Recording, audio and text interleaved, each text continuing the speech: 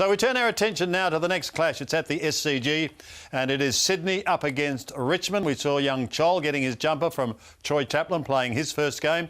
What do punters think of this one? Do they give Richmond any chance against Sydney? Well, courtesy of Sportsbet, let's find out now with Nathan Brown. Brownie? Thanks, Sandy. Well, would you believe it? Richmond have an amazing record against Sydney. They've won their last three. And remember that Lloyd kicked the last goal of the game after the siren, but it won't be easy against Sydney. The punters, 20 times the amount of money on Sydney in this one. First goal scorer market is where the most money has been. It's been on Buddy Franklin. He is very short, the shortest of the year, along with Jack Rewott up the other end. If Dimmer plays him in the goal square, I might add. Now, the big win, little win market. Sydney 1-39, but a lot of punters going at Sydney 40 plus. It's going to be a belter. Sydney probably should get the points, though. Gamble responsibly.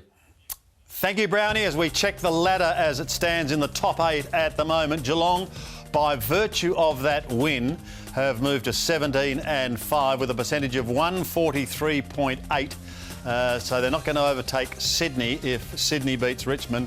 Percentage-wise, Sydney will return to the top of the ladder. Of course, the Adelaide Crows beaten last night. West Coast Eagles victorious, so they move up.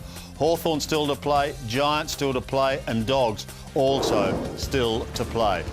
So here come the Tigers coming out onto the ground at the SCG. Congratulations to Alex Rance playing his 150th game. Mabio Chol, the former Brisbane Lions Academy player, comes in for his first game. And the Tigers are all set to go.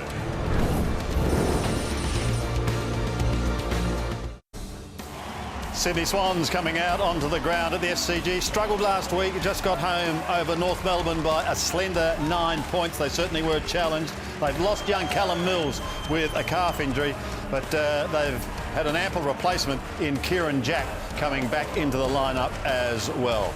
Looking to return to the top of the ladder. They've won 6 of their last 7 and once again are threatening in September. Hopefully it's going to be a ripping game. Let's go to the boys who are going to bring it all to you now as they have for the past 23 rounds. And I reckon they're glad to see light at the end of the tunnel. 3 of the biggest names in the game. Dwayne Russell, who's heading up, Jason Dunsell and Jonathan Brown. Dwayne-o.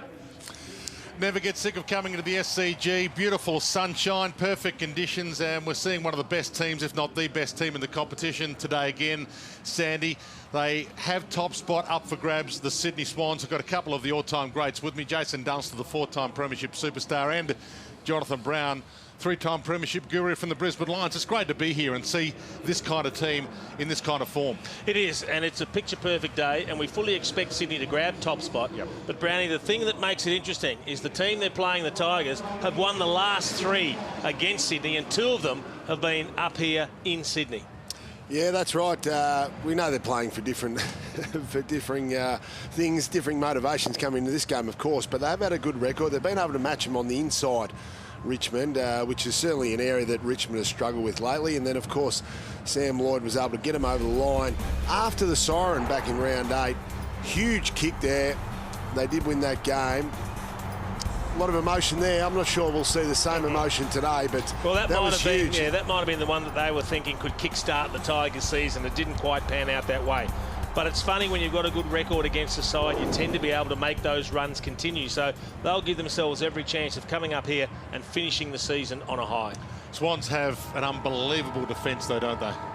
They do, and this has been super impressive. I mean, we speak about the defence all the time, but in 2016, they've taken it to a new level. It's the lowest percentage of opposition scores per inside 50 since the stats have been kept. They are just the biggest misers of all times when it comes to conceding goals. And one of the best additions to the back 6 has been Aliir Brown. Yeah, that's always been stingy. Aliir has been able to prize away the key position post from Ted Richards, really, and he's made it his own. So along with Heath Grunt, he's formed a really strong combination there. Dane Rampy helps out, but this is the big part of it. His ability to take contested marks or intercept marks, not always go to the spoil. We see young defenders come in and they always want to spoil. They don't tend to have the confidence to mark. But Aliir goes for his marks, and that helps Sydney with their quick rebound, as we can see here on countless times, and they're able to quickly get it back down the other end. Well, the one thing they demand of their defenders, Sydney, is the ability to leave your opponent, read the play and intercept if possible. And over the last 7 weeks, he's now in the top 5 intercept possessions, and he's in some pretty esteemed company there, Dwayne. Absolutely. Good to see Kieran Jack back in. Missed last week's win over North Melbourne with a foot injury at training. Trent Cotchin And we're getting close to a full house here at the Sydney Cricket Ground. Kieran Jack wins the toss and will kick to the right of the screen in the opening term. Also joining us today for the broadcast, two-time premiership gun from North Melbourne, David King. Welcome to you, David. Thanks, Dwayne. Looking forward to this one. Absolutely perfect conditions here at the SCG. There's not a breath of wind in the stadium at the moment. We hope it stays that way. I want to keep my eye on Kurt Tippett. First game for 9 weeks back last weekend against the Kangaroos. He's a very important player for them. He allows Buddy Franklin to roam up the field, and he allows Naismith some support in the ruck. He's the best one-on-one contested player at marking the ball against his opponent in the competition. A significant impact in that forward 50 today, I am sure. For the Richmond Football Club, we want to see the leaders take control. Round 23, it's always a concern. What are you going to get? Is there going to be an emotional fallout today? Riewoldt needs to lead the way. He's kicked 47 goals so far this year, needs to get to 50. Cotchin's gone 6 weeks without a 30 disposal game. They need the star to lead the way today. And Dustin Martin, well, we'll find out on Thursday night whether he's All-Australian this year. But 13 times this year, he's had 30 disposals or more. They need to provide the energy, especially early. Yeah, good call, Kingy. It is going to be interesting. We expect Dan Hanbury, second most possessions in the comp this year, to be All-Australian, and Dustin Martin up there with him, fourth most possessions in the comp this year.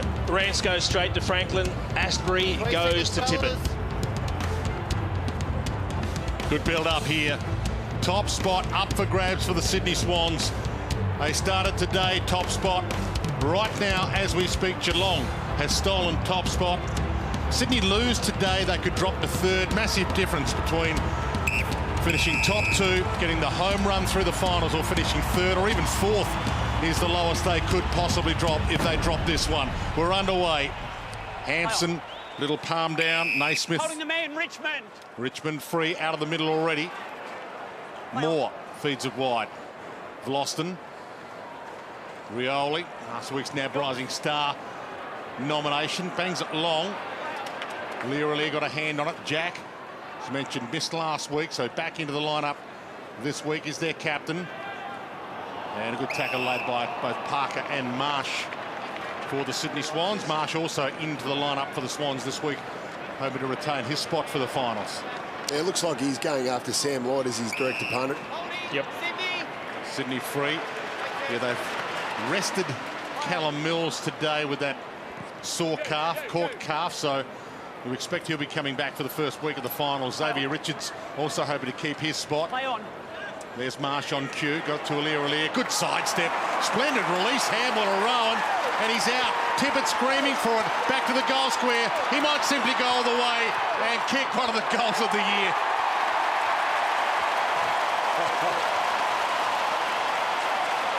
Yeah, very impressive there by Gary Rowan. We know he's one of the quickest players in the competition, and Sydney can do this to sides. They can slingshot, they get all their numbers down into the defence to support their defence, and then they beat them back with speed. And Gary Rowan is one of the best examples of this here. Look at that, a good clean handball by Aliir. Great vision, nice long handball over the top of Franklin. Then Rowan runs all the way. It's a really good finish. Speaking to him before the game, he's had a few injuries this year, but his body's feeling really healthy now.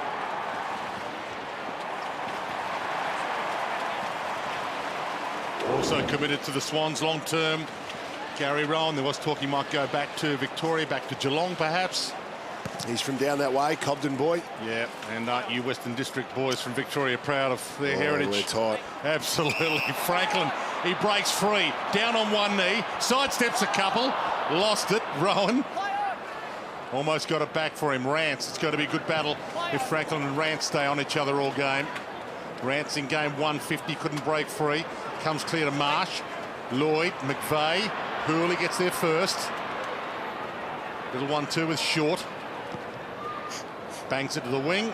And Aliir almost another pick-off mark. Drops this one, and he hasn't dropped many this year. Richmond free. Hold that mark now. Pair of Moores playing today. This is Callum off the rookie list, and Riewoldt floats in. Couldn't complete the deal. Rampy, Grundy wrapped up, gang tackle, dragged down. No Pryor. So Brandon Ellis looks like he's running with Dan Hanbury. It's going to be a big job. They are going to cover some Ks.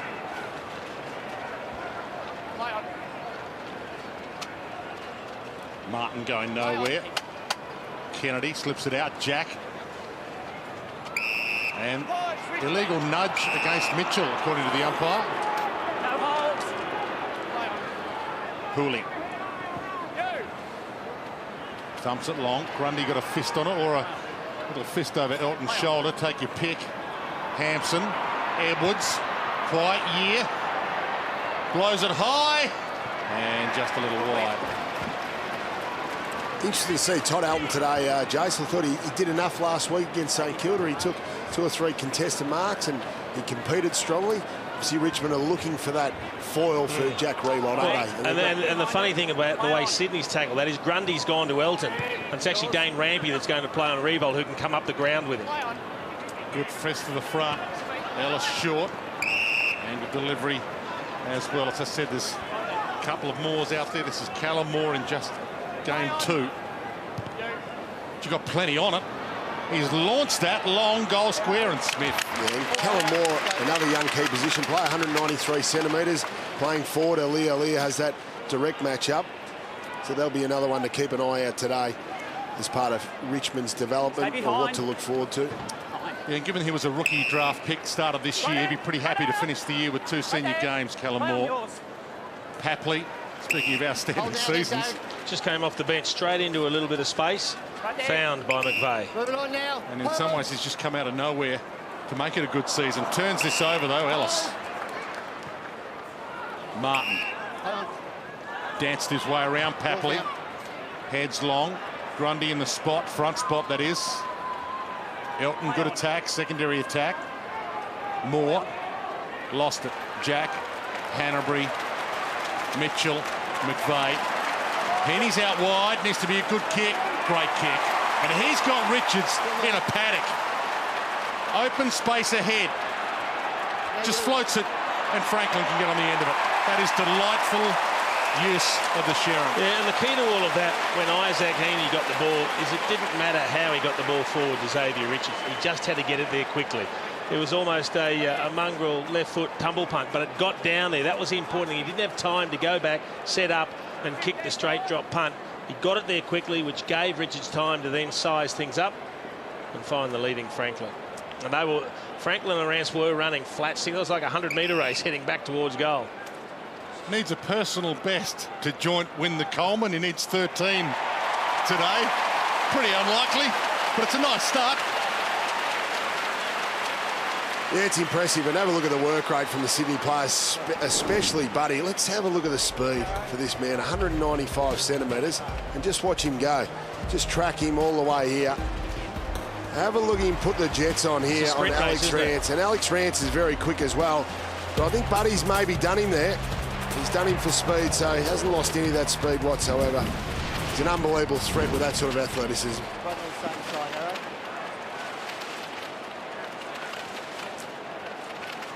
68 for the season now. Josh Kennedy finishes the home and away season with 80. That's, of course, the West Coast Josh Kennedy from the ball up. Hampson almost broke free. Heaney stripped him. Kennedy on cue. Got it out. Marsh about to send it inside 50. Heads wide. Rowan stalking it. Rance. Little nudge to the back. Rance free.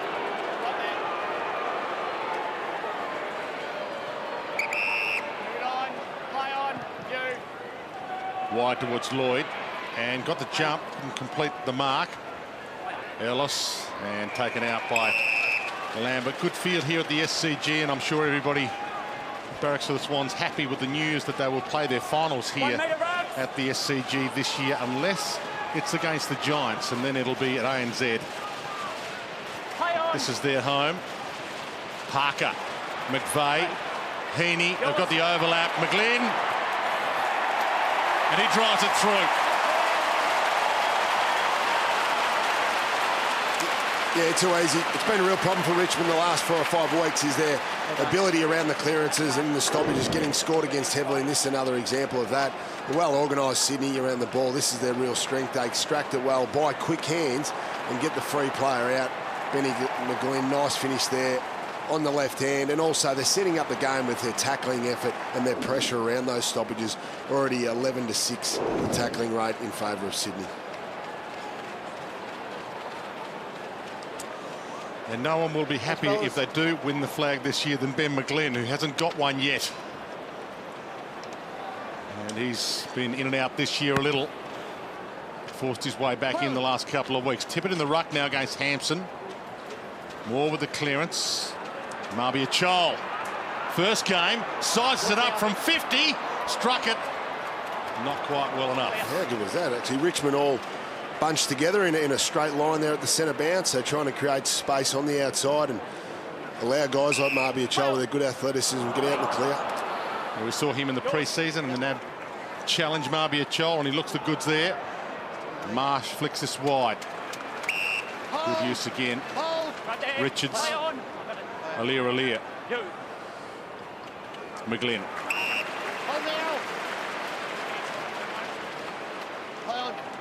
Left free Alir. Didn't hit that all that well. Might still work. Happily inside 50. Had Parker. The look away. He rolls it with the outside of the boot. Didn't quite work. Rowan screaming, "Why didn't you kick it to me?" He could have run and got it. Yeah, not ideal there.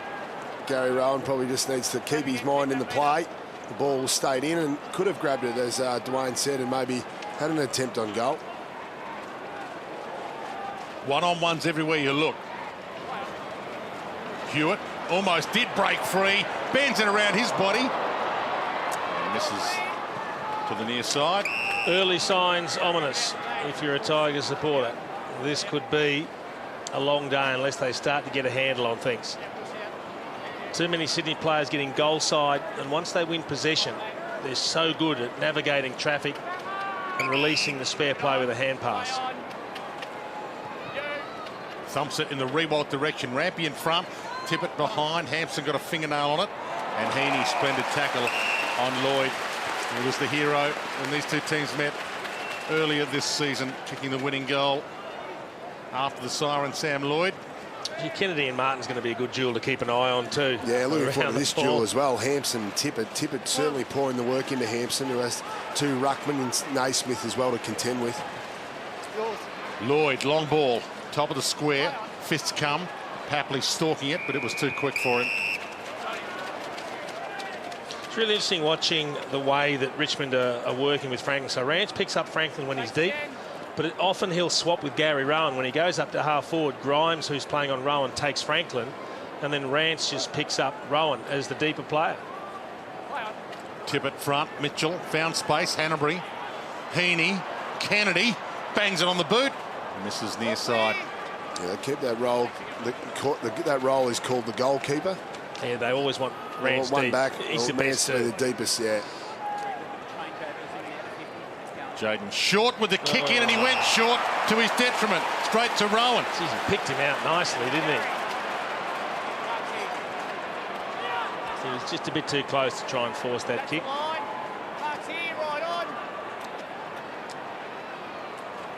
Rowan looking very unselfish for a guy that is well within his right to have a shot from here. Not the deepest of pockets of the SCG, and he's got a big bag of tricks. He's missed to the near side. That's why he was looking around. Would have been his second. For the moment, it's 52 possessions to 24. He steps over the line. Oh, this isn't good. They can't get their hands on the footy, the Tigers. 8-2, the clearance is in favour of Sydney. It's just one-way traffic. They've been clean clearances as well, haven't they? Yep. Quick exits. Hit out 7-1. I want to talk about Naismith later on. I think he's changed the dynamic of this midfield. We're all talking about Parker and Hanbury and Kennedy. Naismith's the one. Tackle led by Hunt. Short, who owes him one. Yeah, that combination is very potent with Kurt Tippett as well. We know Tippett plays probably about 50% in the ruck, as he spoke about before the game. It's a tough ask for Sean Hampson today to contend with both those guys. Hooley kept it in front. Now they've got him. This is where they're dangerous, Brownie. Forward 50 stoppages. They're the most organised clearance team in the competition. They'll be working on something here, trying to get one player free and on the move for a clean shot at goal. Kennedy got an arm free, almost got a leg free. Mitchell, he bends it around, and again they score a goal from a stoppage on cue. Best in the comp. Great call, King. Well organised there. What they do is they handball really well in the stoppages. Quick hands, able to get it to the free player, and that time it was Mitchell. But they always look to block for each other as well, to put that person in the clear. They're very unselfish and very organised, as you said, King. Okay.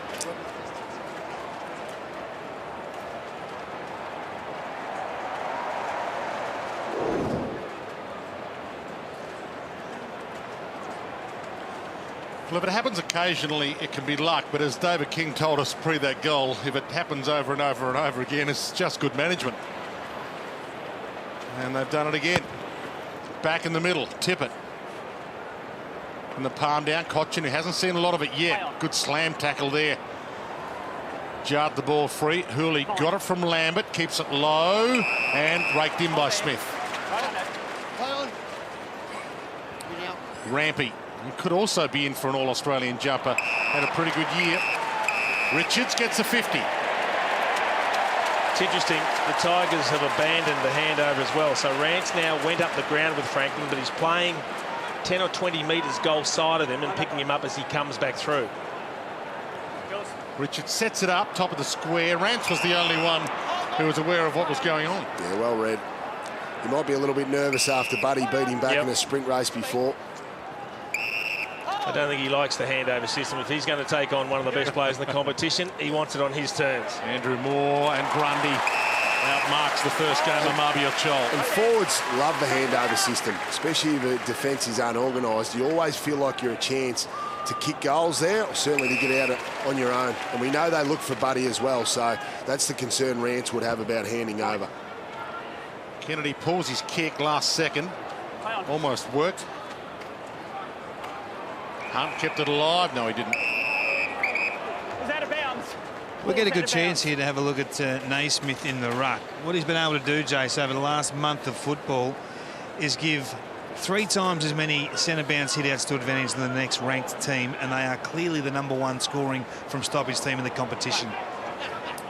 Cochin gets away with it this time. He looks up. Says to Marbia Chol, feed back for me. Grundy, one of the best in the business, though. He's been doing it a long time. In the first game, has got his hands full this afternoon. But it's good to see him out there.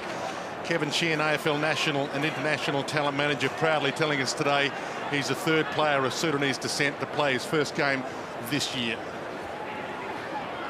Back in the action, Jack. Rolls it down. Cochin feeds it out. Greg bounced it inside 50. Grundy read the bounce. Towed off the deck by Lambert.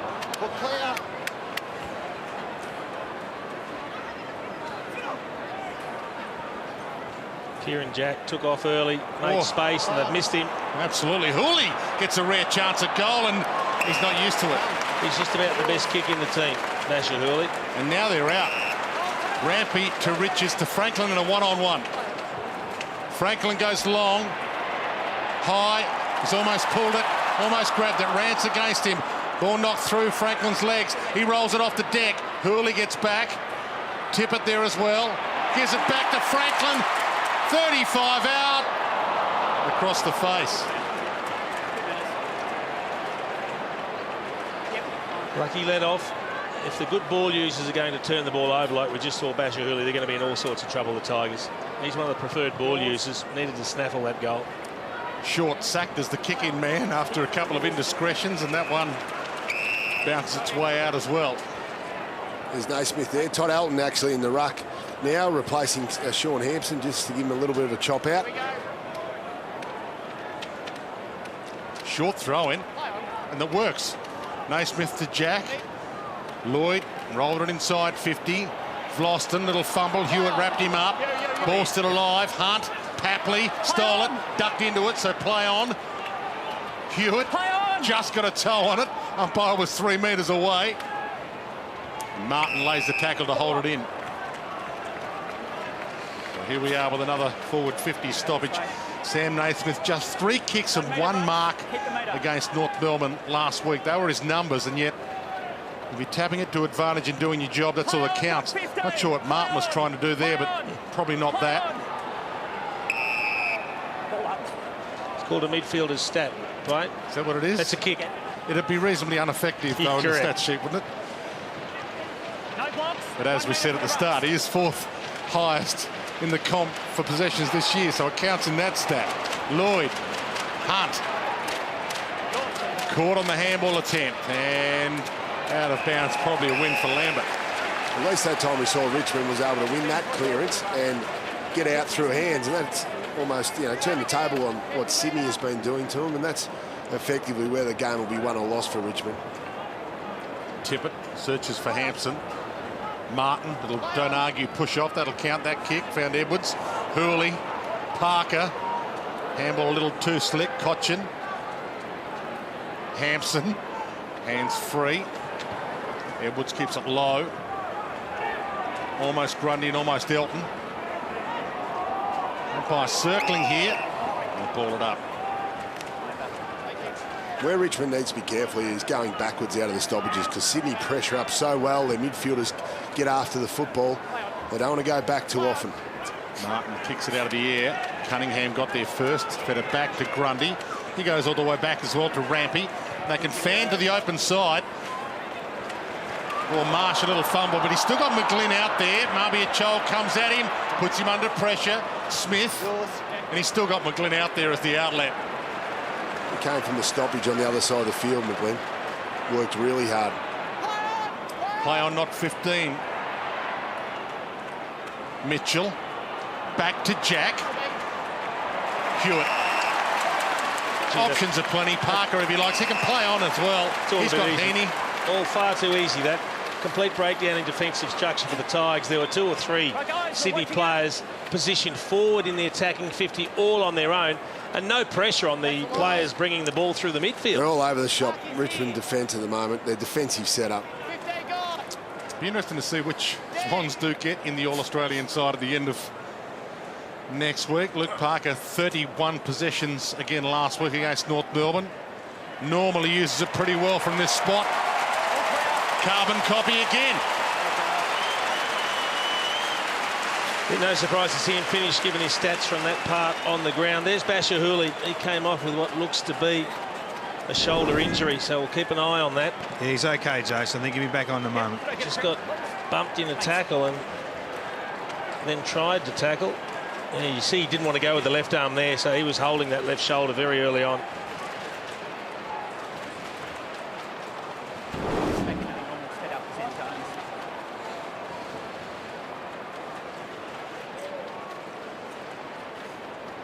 So the news gets even worse for Richmond. They've conceded the first 5 goals of the game, and Hooley off in trouble. Just 12 games this season for Backer Hooley. Hasn't been his best season either. Holding on Kennedy. McVeigh, and they head forward again. Franklin on the move. Good grab. He dropped it. Play on. Hit the grass in front of him. He thought he had the second grab and must have just hit the grass. He's good attempt first. He jumped early. Took Rance out of the equation. Just couldn't complete it. He took the second grab, but then when he hit the ground, it spilled out. Grigg. Flicked it out. Trouble again. Asprey. Hunt. Every possession under pressure. Markov. Outstanding smother, Rowan.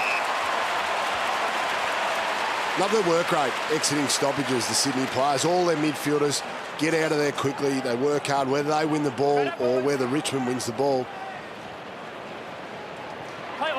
From the flick down. Touch, play on. Rick tried to get it out of the area. In the congestion, they do get it out. It's a wide kick, though. Rampy, ugly bounce. Martin got there first. Into space, he blows it long. Hoping there's a runner. Grundy again read it to perfection, although through his legs. Elton a chance. It opens up for him. Rioli into the pocket. A slip, gets back up. Elton, arms free. Back to Rioli. Floats it, top of the square. Mitchell gets back and he drags it in. Aliir. Rowan through his hands. Hunt. Tigers can reload. Cochin. Grigg. Martin. Now you. And Aliir let McGlynn mark that. Both of them could have marked it. They read the play really well, Yeah. all the Sydney defenders. McGlynn's not a defender, but he did really well there. But Aliir was going to be the other option. Leaves his man very early. They pick up the flight of the ball. It's really important for the ball user to have a look where Sydney's defenders are likely to be sagging off. Yours. Martin thumps it again. Aliir up again. He's been doing it all year. They just keep kicking to 2-on-1 and 3-on-1 scenarios, and sometimes you don't go to preferred targets, and you just got to find a 50-50 where you can have a one-on-one option. You have to lower your eyes coming into the forward line. Richmond players need to lower their eyes. They want to kick long. They're going to get cut up all day. Franklin thumps it long. Hewitt, Asprey got it to the deck. Short got there. Lloyd. Rioli. Ellis is target out wide. He hits him. So that's better. Lowering the eyes, kicking shorter. The Swans have plenty of players back for the long bomb. That's why he goes short to short. Arms chopped free. Advantage allowed. Jack Rewalt back on inside that forward 50, so you'll get a better quality target. And he gets there in front of Aliir. Love the amount of work Jack Rewalt does there to set up that lead. Puts a lot of work into his opponent. Pushed off Aliir. First lead, didn't get on it, then went back, pushed off him again. He doesn't run in straight lines, Jack Rewalt. He always deviates his lead, makes it really hard for the defender to stay on his tail. I wonder if he'll bomb away or if he's going to hit that chip kick. Well, instead he goes to Markov. Got plenty on it. It's across the face, though, and Mark, forward pocket to Edwards. Always amazed how a long kick to a pack gets marked on the chest. It means a lot of people have misjudged the flight of the ball. Hold there, Harry. Hold, guys. Wait for a call. Mark's a metre in front. See what he manufactures here, that he bends it around. Get him. Come out here, Jack. I'm on the line. Jack, No need to tell you. Right in one. I need one. Right in. Hold, Harry. And he hits the post so they don't get one. It's just the worst case scenario for the Tigers at the moment. Hang on, there's the footy. Concede 5 and then not take the opportunities that are presented to you. Well, if Richmond lose, it'll be their lowest win tally since Damien Hardwick's first year as coach back in 2010 when they only had 6 wins. And it's not a great start. Try and beat that stat. Rowan is up and running. Didn't really have a lot to kick to, and Rance was one that he shouldn't have kicked to. Asprey. Ellis. 10.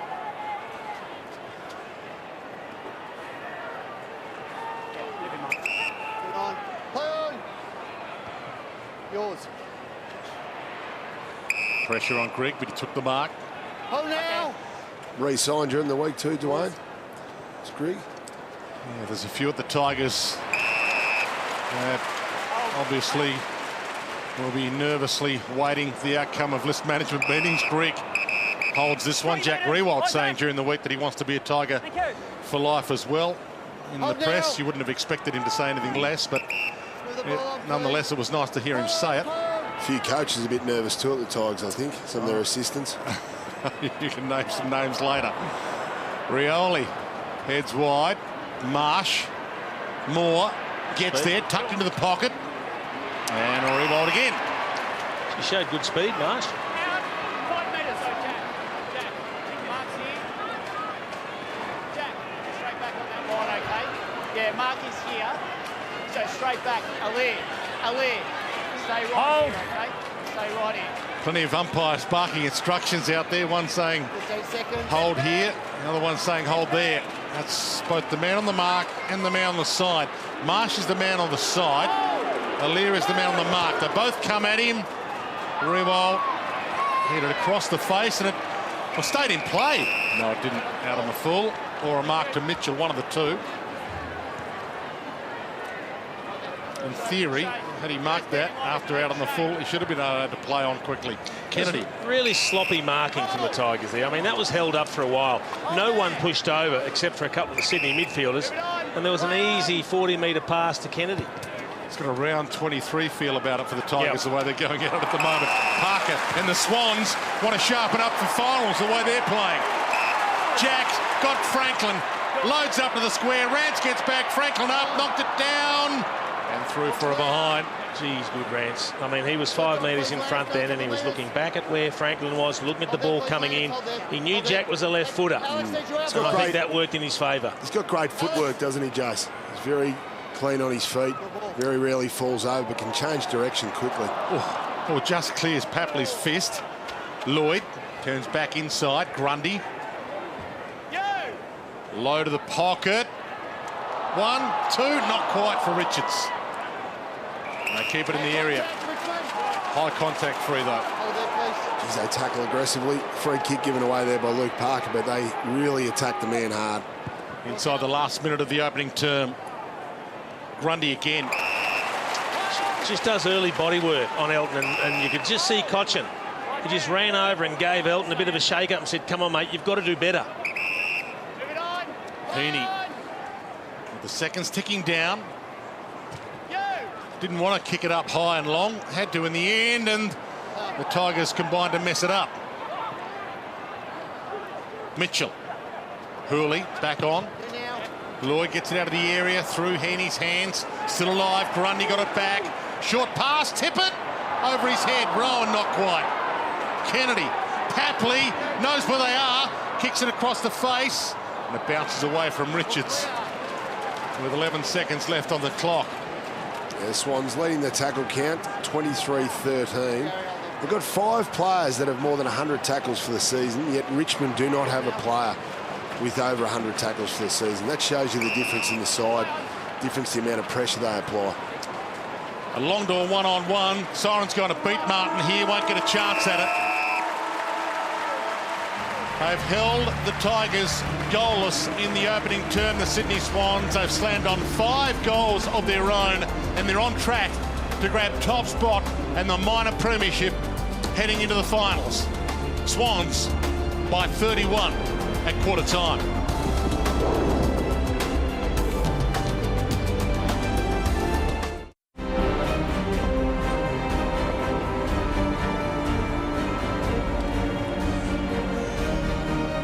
Full house at the Sydney Cricket Ground. Round 23, the final home and away game of the season for these two clubs.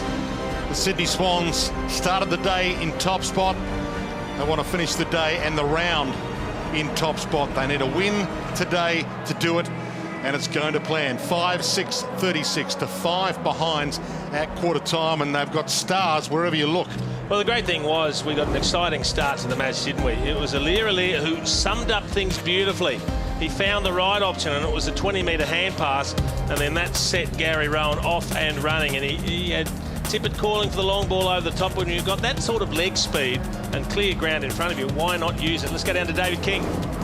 Just having a look at the ruck work, Jason. I think they've found one here. Sam Naismith ain't playing his 9th AFL game, but what he's been able to give them in the centre bounces is pure dominance from their head-outs. They're on top there, as you can see, +5, but it scores from. That's the big change. The Swans are now really aggressive. They're a team that used to just hit the ball in tight and fight the fight at ground level, but not anymore. Now they're on the move. They're exploding from stoppages.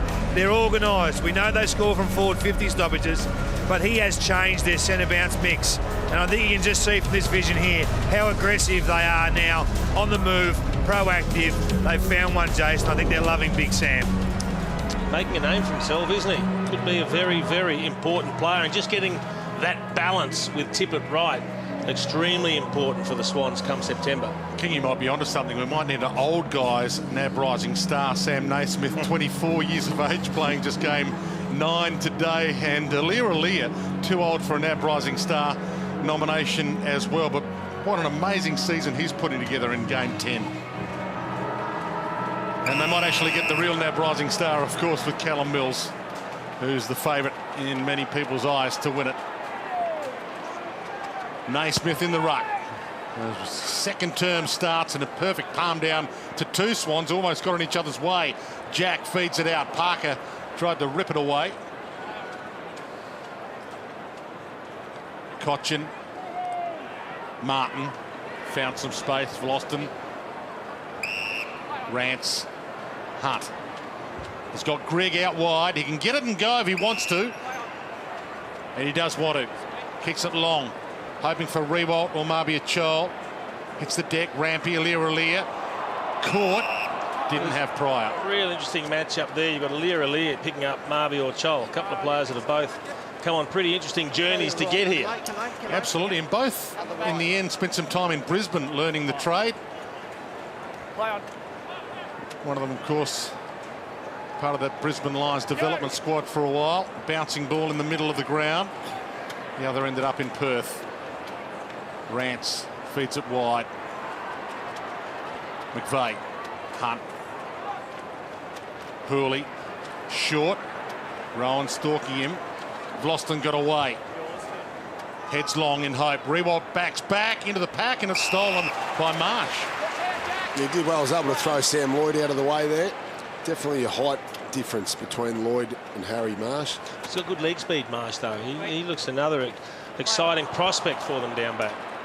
And here he is about to get this handball, although some magic weaved and they're out. McGlynn, the 1-2 at Kennedy. Long launch. Franklin about to launch himself, holds his ground. He doesn't like jumping on shoulders, Lance Franklin. It's not his forte. Had a chance to there. Here's that Chol Alir battle. Elton goes inside. Edwards. Got Rewalt over the top. And he sits it up long. He gets away from Rampy. It's too far out in front to mark it, and Rampy content to see that travel over the boundary line. And you can see the frustration on Jack Rewalt's face as he looks back. He had Rampy done. He just needed a kick in the vicinity, and he didn't get the opportunity.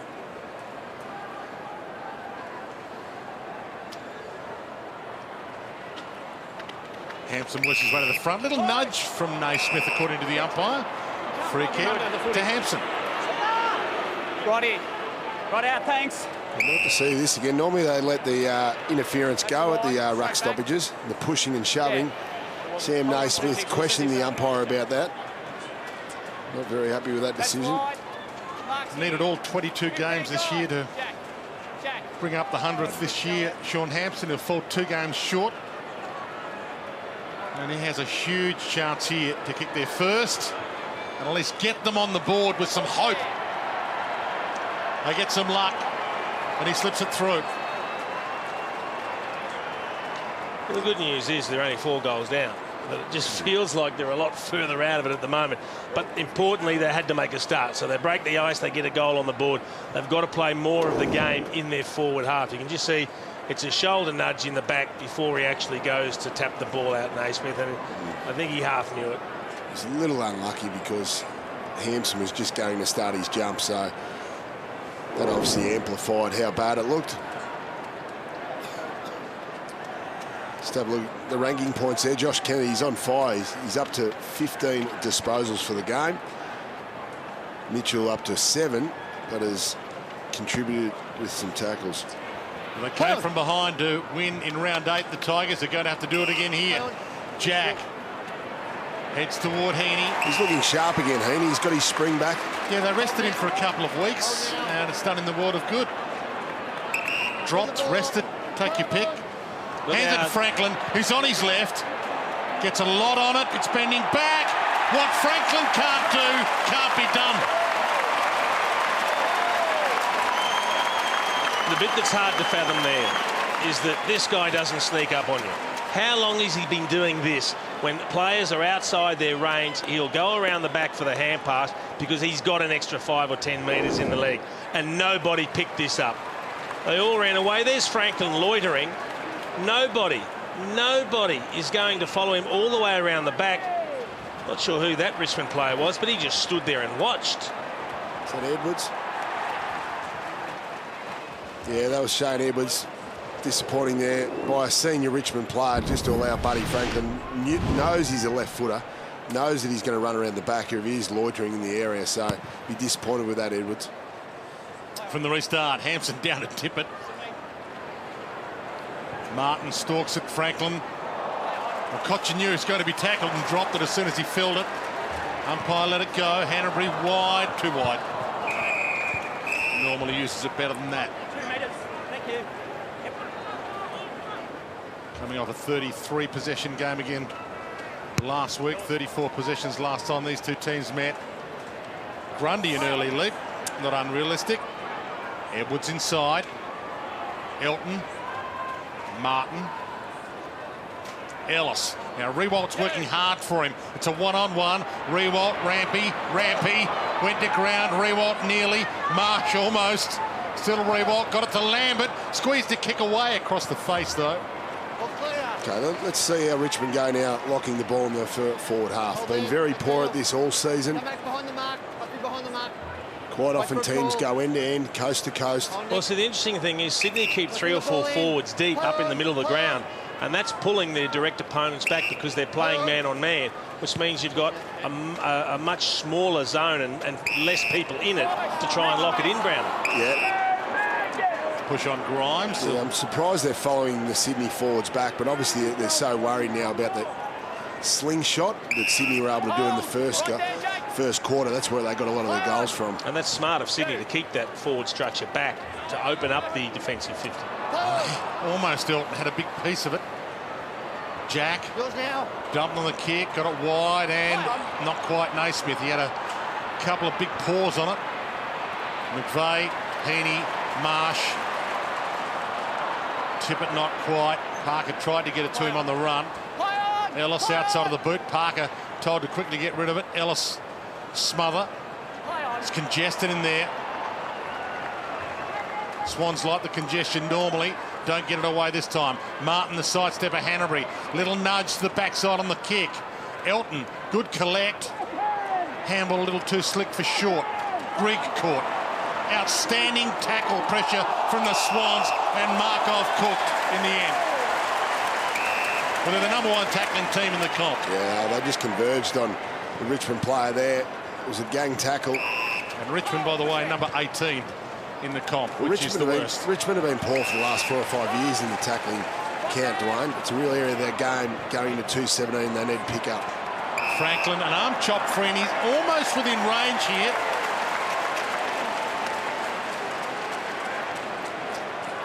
See what he decides to do. He goes all right from here, Dwayne, normally. He's a long way out, though, by the time he kicks it, because the mark's about 53, 54 metres out. Rance has come back a couple of metres. You're leading 6 goals to 1. You got a full house. Just unload. You mean he's going to run around him? That's from this spot, all ground. 61 metres out. Oh, unselfish, top of the square. And a little nudge out. That could have been a free to Parker, not paid. Hunt. Asprey. Hurley. Malby Chol used his body well, but again, the Swans had the extra number. Rampy, Grundy, Jack. Like the way he's moving, though, Chol. He's been able to get in behind Grundy on a couple of occasions. Well, he worked Grundy out of the contest, but the problem was Rampy came across in cover. Kennedy inside. Naismith. Tippett forward without a mark. He's got a small opponent on him. And Rowan's in the square and he's held on the goal line. In the square, so he comes around directly in front. Yeah, so he won't have to have the angle, even though he's worked around there initially.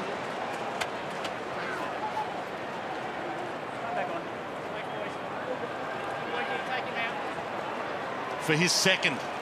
His first one was spectacular. He might never kick an easier one than his second. Yeah, that was Nick Voston who just got caught up with his back turned to the footy. Rowan with his great speed, able to get back inside. Smart kick by Naismith. Yeah, definite free kick there. Voston was gone. As soon as the defenders turn their back on the ball, then the forward has the advantage. They just need the long, quick kick in. Good work by Naismith. That last month, there's been some dominant displays by Sydney. Yeah, they've won their last 5 games in a row. Sydney, that's their last month. Big percentage boosters there that last month. And that's why they're going to be top of the AFL ladder in a very congested top end of the AFL ladder if they win this. Tackle laid by Kennedy on Cochin, splendid. Didn't put him into the deck, didn't give away the free. Jack through that congestion, got it on the boot. Parker resting forward, good mark, Grimes. Dustin Martin's a bit sore after that little clash there in the centre, at the centre bounce. He's limping heavily. Maybe it's an ankle. At the start of today, the top 5 were all on 16 wins. Top 5 on the AFL ladder. The start of today, all on 16 wins. That's how important percentage has been. Child got a hand on it, kept it in front. Caught though. Rampy drags him down. Well, the physio's been out to Dustin Martin. He's still limping, but he shook the physio off. He said, I'll be right. And he is very, very proppy the way he's moving around out there. Maybe a Brownlow vote or two up for grabs, Jace. Not sure they're going to have too many players in the calculations if the game keeps going like this, though, Kingy. Yeah, that guy Hanbury might get a few votes as well. And this guy Franklin is stalking a 3 next to his name for this game. He's just starting to light it up. A bit going on off the ball. Cochin involved, McVeigh involved.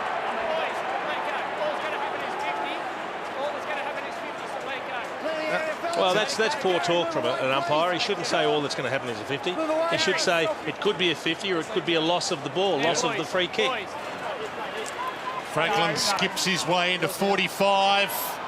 Didn't hit a sweep across the face.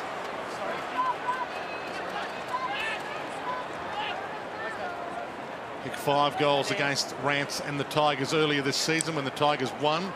Rance probably had his measure and Franklin still kicked 5. He's looking ominous. 7 disposals, 2 goals, 2 already, buddy. Oh, that's almost a mark. He can't pay. It came off Hampson's hands.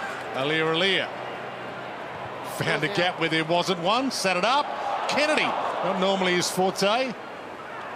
Papley flicks it wide. Hewitt bends it around the body. Awesome.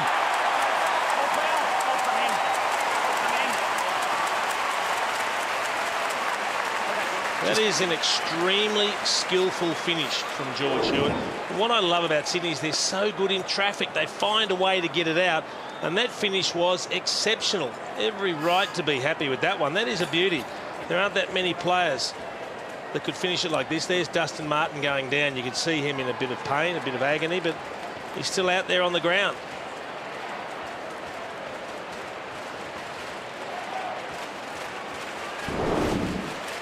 Yes, he's finally come off, Dustin Martin, after that goal was kicked. But doesn't appear to be getting any treatment.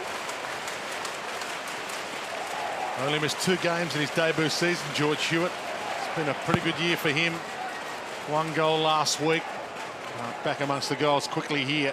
Lloyd caught by Franklin, stripped, gone.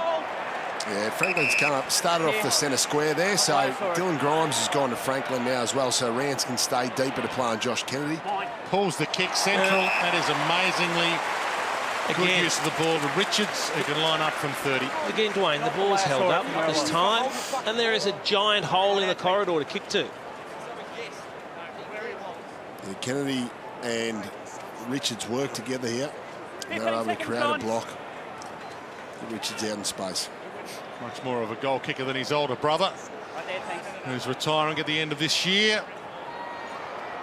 And he misses that. Alex, need you up, please.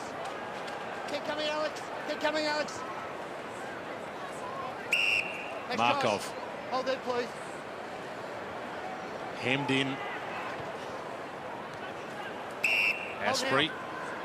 When you have a look at the Richmond lineup, boys, where do you think they need the most help next year, particularly with the trades available? They've got some money in their salary cap at the moment. Where do they need to attack? I think they've got holes all over the ground, Kingy, to be brutally honest. Yeah, they need another ruckman, I think, King. They obviously need a second forward. I'm not sure whether Vickery will be on their list, and they need some good half-back runners, some good ball users to move the ball quicker off half-back. Marsh turns, McVeigh. Smith. He's got Franklin in a one-on-one if he wants it, and he put it a bit short. Grimes. Cochin slips on the back track. Heads to half forward. Lloyd, he read it well but didn't mark it. Cunningham tried to get it on the boot. Still alive here for the Tigers. Moore bends it around, goal square. Heaney. Covering some ground, Heaney. Down back this time. She's got McGlynn down the middle. Outstanding delivery. And that could be 50. And this is almost going to bring him within range. And that, are you allowed to do that? It's another 50. You're not allowed to stop a guy from playing on. 2 mistakes by Rance within 10 seconds. Gee, it's a good Just watch 50. the blocking after that 50. It's a very good 50. Don't want to have to pay a secondary one. Oh, so that was only That's only 150. 150, and it's the equivalent of 60 or 65, I reckon. Yeah, 50 he's and a giving half. him that for sure. 60-metre penalty. I mean, the mark was taken only just over the back of the square. It's a short ground and he takes short steps. Well, it was close enough anyway. They've got 9 on the board, Sydney. How good was this by Isaac Heaney out of the back line, deep in defence. He got down there, was able to take the intercept mark. Here's the 50-metre penalty. So long kick from Heaney to McGlynn. Then Rance comes up. He's already slipping over there, McGlynn, so that accentuated the fall, but Rance probably didn't need to push it. And he was given virtually a 60 to 65-metre penalty, which put him in range, and good finish.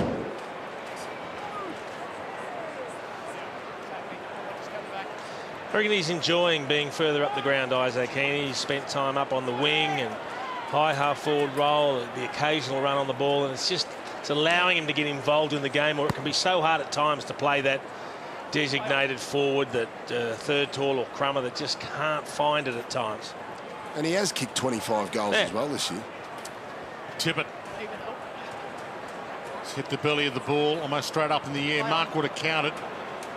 Asprey flicks it down. Mitchell caught. Naismith. Tippett. Play on. High tackle, Sydney. Just as Marbia Chol was about to take off, it comes back to the man he's rucking against at the moment, Kirk Tippett. Play on. Mitchell. Lloyd. Heads to the pocket. That's a little too wide for Papley. Little apology. John Longmire is putting together an amazing record right now, John Longmire. There's the ladder as it stands, with Sydney getting the 4 points in this game. And that percentage might be up over 150 by the time they're finished, Wayne. Yeah, and as you saw, Geelong has had a win earlier today, but their percentage not quite what Sydney's percentage is. But if Sydney loses today, then they've got a couple of teams who they'll be behind. They'll be behind Geelong tonight. They've got Hawthorn and the Giants also that could pass them if they lost. Well, that if would require a miracle, Dwayne. It would. We've seen a couple this year, miracles, but the way this is travelling, this does look like a monster blowout. It's interesting at the moment, Dustin Martin is the deepest forward for the Tigers, so he's effectively playing full forward, even though he's outside the 50-metre arc. He is the deepest player there. You can see Nick Smith has picked him up. So just trying to keep him out on the ground despite that injury that he suffered in the first quarter. We haven't seen it enough this year. He's a very strong one-on-one player. Will he get opportunities, Brownie? Doesn't get the problem. opportunities. Hasn't seen enough of that this year for Richmond. So Tippett against first game player Marbia Chol in the ruck now. Mitchell, Heaney. That wasn't a kick. Well, how did he get rid of it? Hunt, Hurley. Dangerous tackle. Advantage play. Time behind play. Absolutely. Markov needs to use this wisely. He's got Martin in a one-on-one. Heads to that one-on-one. Martin, 1, 2, 3, 4. And then he was manhandled to the deck while still in the marking process. Well, they're the one-on-ones we wanted to see, Brownie. That was absolutely perfect. It was a great contest. This is Basher Hurley, who looks to be okay. Of course, he got that knock to the shoulder earlier in the game, but he's going to continue on. There's a bit of a blow on behind play. Marbia Chol throwing his weight around. Parker just bangs it out of the Tippett direction. 2 against him. Vlosten floated back with the flight. Hewitt wrapped him up. Tippett collects. Gave to McGlynn. He's got Rowan in a one-on-one, and Rowan puts the Jets on. Out in front of Grimes. Eat my dust.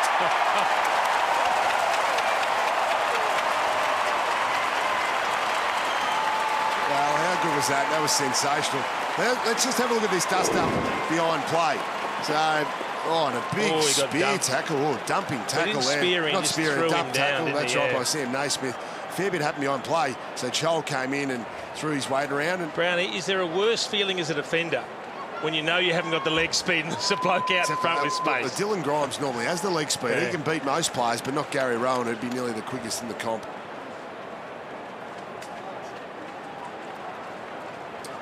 Former 200-metre champion as a kid. It's a nice weapon to have, isn't it? Oh. Knowing that if you see open space, there's nobody that can touch And he had it. a badly broken leg a few years back. He Probably lost the yard. Probably lost the yard as well. So Lost the it's pretty yard. impressive. His rehab to be able to get back to that speed. Tackle late on Hanbury. Push in the back, Sydney. Got to push in the back free to pick the grass out from his teeth first. Geez, it was a big tackle by Naismith earlier on, wasn't it? Yeah. Big dumping tackle. I think he'll be okay, but it just shows the aggression of Sydney when they do tackle. McVeigh. Lloyd and Franklin were both there. Probably wasn't intended for Lloyd. Heads to the lead, and well, there you go. Lloyd to Lloyd. Yeah, normally been a lot better with the footy the last 4 or 5 weeks. Jake Lloyd off half back. He's been sensational, averaging about 30 disposals. Oh, Grundy got hit late by Martin as well. Sydney. A late decision as well. Late whistle. Jumped into the pack. Still limping a bit, Dustin Martin. And he doesn't look like he's going to jump up in the air for the ball either. Hold. Right there. Lloyd.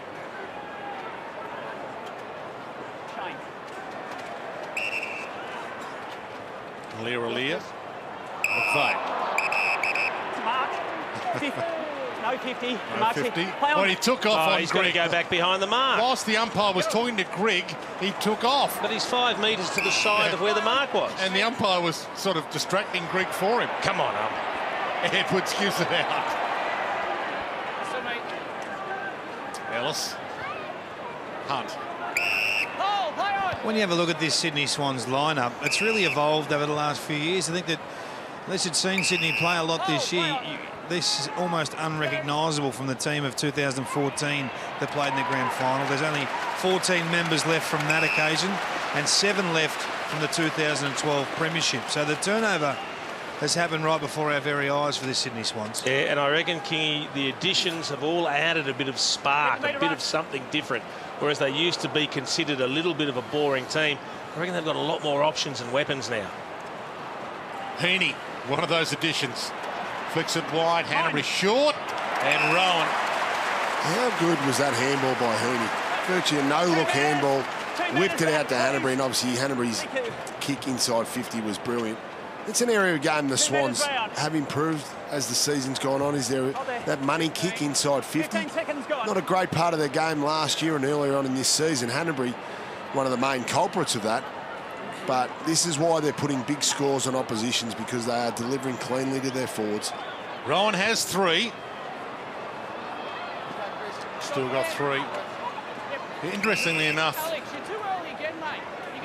Harrison Marsh, or Harry Marsh, who's back into the lineup today for the Swans, as we see Rowan's day, was told by the Swans when they cut him last year he was too defensive a defender. He needed to show more flair. Yeah, and that's exactly what they're adding into this mix. And he's done that, and here he is attacking this one in the number 31. Gets his chance because he's a defender that has a little bit of magic to him that he had to add, otherwise his career wouldn't have gone on. And that's what Lear's been able to add coming in. Leaving a man, taking those intercept marks and the ability to actually then play on and create. I think there was a question mark, the Sydney defence, their age. Yep. But now they've brought in Mills, Lear, Harry Marsh today. And the biggest question mark, Brandon, was their ball use. And that's changed dramatically. And Rampy's an all-Australian quality defender as well this year. Heaney gets back. And they'll set it all up again. Xavier Richards, who's bided his time waiting for a chance. So too Mitchell, by the way. He's been on the list a long time and was talk he might leave. He spears one to half forward to McGlynn. They're treating the Richmond players like, you know, training cones at the moment. Yeah, this is just a polish up for the finals. The Richmond pressure's really dropped off here. First part of this second quarter, Richmond were tackling. They're leading the tackling count, but in the last 10 minutes has dropped off completely now, where it is looking like a training drill. You can just see Alex Rance starting to get frustrated now. Yeah, a bit of a mouthful there to his midfield. He wants more pressure on than that when you're standing Buddy Franklin. Now, pretty good numbers as well from this spot. Wherever you are around the land, I hope you're enjoying the clinic the Sydney Swans are putting on. You can understand why Alex Rance is getting frustrated, because if there is no pressure further afield and they are acting like witches hats, you can see Rance and Franklin, the deepest pair there. Franklin's got the arm up, plenty of space. Rance knows if there's no pressure on the way down, he is in for one heck of a tough afternoon. So much space there. Look at the way they maintain the space. And he's just going to lead up at the forward ball. stream, that amount of space. What I really like here, Jace, is just he backpedals quickly, Buddy Franklin, just to get Rance onto his heels, and then he comes forward. And that's a really good learning tool for young forwards. Get the defender backpedaling before you come forward. It just gets him off balance enough to get that yard of advantage. Parker almost had it. Hanbury paddled to his own advantage, got it up to Marsh.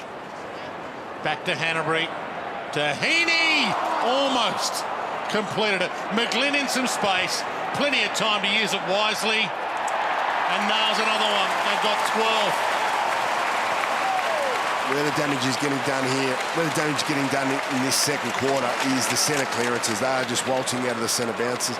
Now, 7-1 centre clearances in this second quarter. Have a look at this jump by Heaney. He's well and truly got his springs back in the legs. After a lean patch in the middle of the year, they freshened him up. Here we go again, a clean clearance. Quick kick in by Hanbury. Good jump. Well crumbed.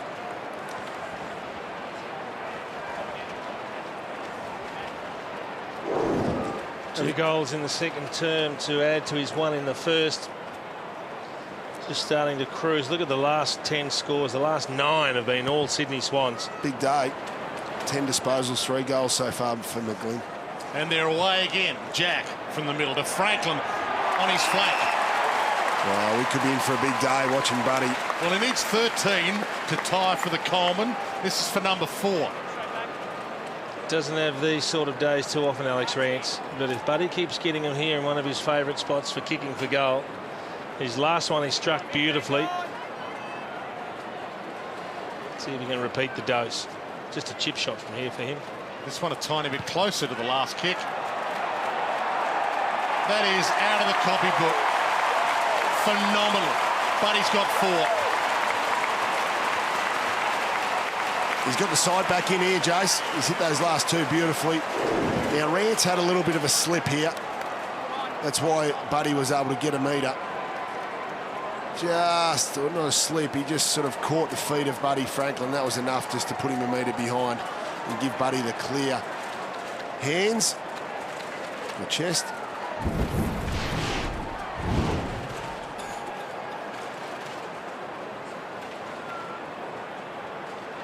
Maybe it's not over, Dwayne. He couldn't, could he? Well, he started in the right frame. Needs another couple before half-time, if that's possible. He has kicked 13 in the game before. He needs 13 to tie, Kennedy. Needs one in the last couple of minutes here, at least. Well, Parker gets the clearance for him. It's on Buddy's pocket. Almost. Rance beat him to it this time. Feeds it out. Rewalt had to wait. Got it up just in time. Now, Aliir gets back. Smith's back there. Big battle this. Aliir attacked it, knocked it down. Smith, great combo. They both were on the same page. Back to Smith, to Jack. And theoretically out of trouble, even though they're in the back pocket. With 1.5 minutes left. 9-1 now centre clearances this quarter in favour of the Swans. That is an absolute demolition, Jace. In 1 quarter of football to have that domination. And that's been their big change, Brownie. They've kicked 3 goals from centre bounces to the Tigers yet to goal. 7 goals to 1 from stoppages. They're dominant there. Aliir doing what Aliir does. All the numbers show us at the moment this is a fantastic contested mark. We've got one team that is just winding down for the season and one that is just gearing up for bigger things. And the interesting part really with the week off next week for all finals teams as Franklin gets nudged out by Rance, they probably won't want to put anyone in cotton wool at the end of this game, the Swans. They might want to play this to the end. They've got a week off next week anyway. Oh, that's 50. That should have been 50 then. He just slapped the ball out of McGlynn's hands. Rance doesn't know now whether to start behind Franklin, to start in front of him. All at sea, really. Sits it up long. Heaney! Good float in. Just couldn't mark it. Vlosten, Cochin. Trouble again. Seconds keep ticking. Moore got it up. Rowan lays the tackle. Still got enough time to steal one from this. Just such a gulf between the two teams at the moment. They are at 6s and 7s, the Tigers, and they're just up against the most professional unit in the comp. Kennedy gives it up. Hanbury, not another goal from a stoppage. Well, it won't count as a goal from a stoppage because Rowan will kick his fourth from the pocket. Yeah, led by Josh Kennedy there with another clearance. 6 clearances for the day so far. Siren about to sound, so he can't run around here. He's going to have to kick on the angle. He can take one step, that's it. You must kick the ball over the mark. Yeah, you can't. Must kick the ball over the He's saying he's going to kick it off one step. Step sideways, that's it. One for the Step mark. sideways, that's it. He's allowed This one will be step. an interesting... They let him. This is sensational. He did step off the mark a little bit, but what else can he do there? Still a half of football to travel before the Sydney Swans grab top spot and confirm the minor premiership. 81 points the margin with a half a footy left. They're 14 goals to 1 in front in perfect conditions. And we can't wait for the second half to get more of it. Back to you, Sandy. Good on you, Dwayno. I think you're a bit of a sadist because it's all one-way traffic, isn't it, as far as the Swans are concerned? They've wrapped up the minor premiership. There's no doubt about that. They lead by 81 points here at half-time. And that will be only the 3rd time that they have taken out the minor premiership. But, of course, they want the greater goal that comes in that last game of the year. 81 points is the margin here at the SCG. It's been an extraordinary day. We'll be back to tell you all about it right after this break. It's half-time in the Twilight Clash at the SCG on Jeep Super Saturday.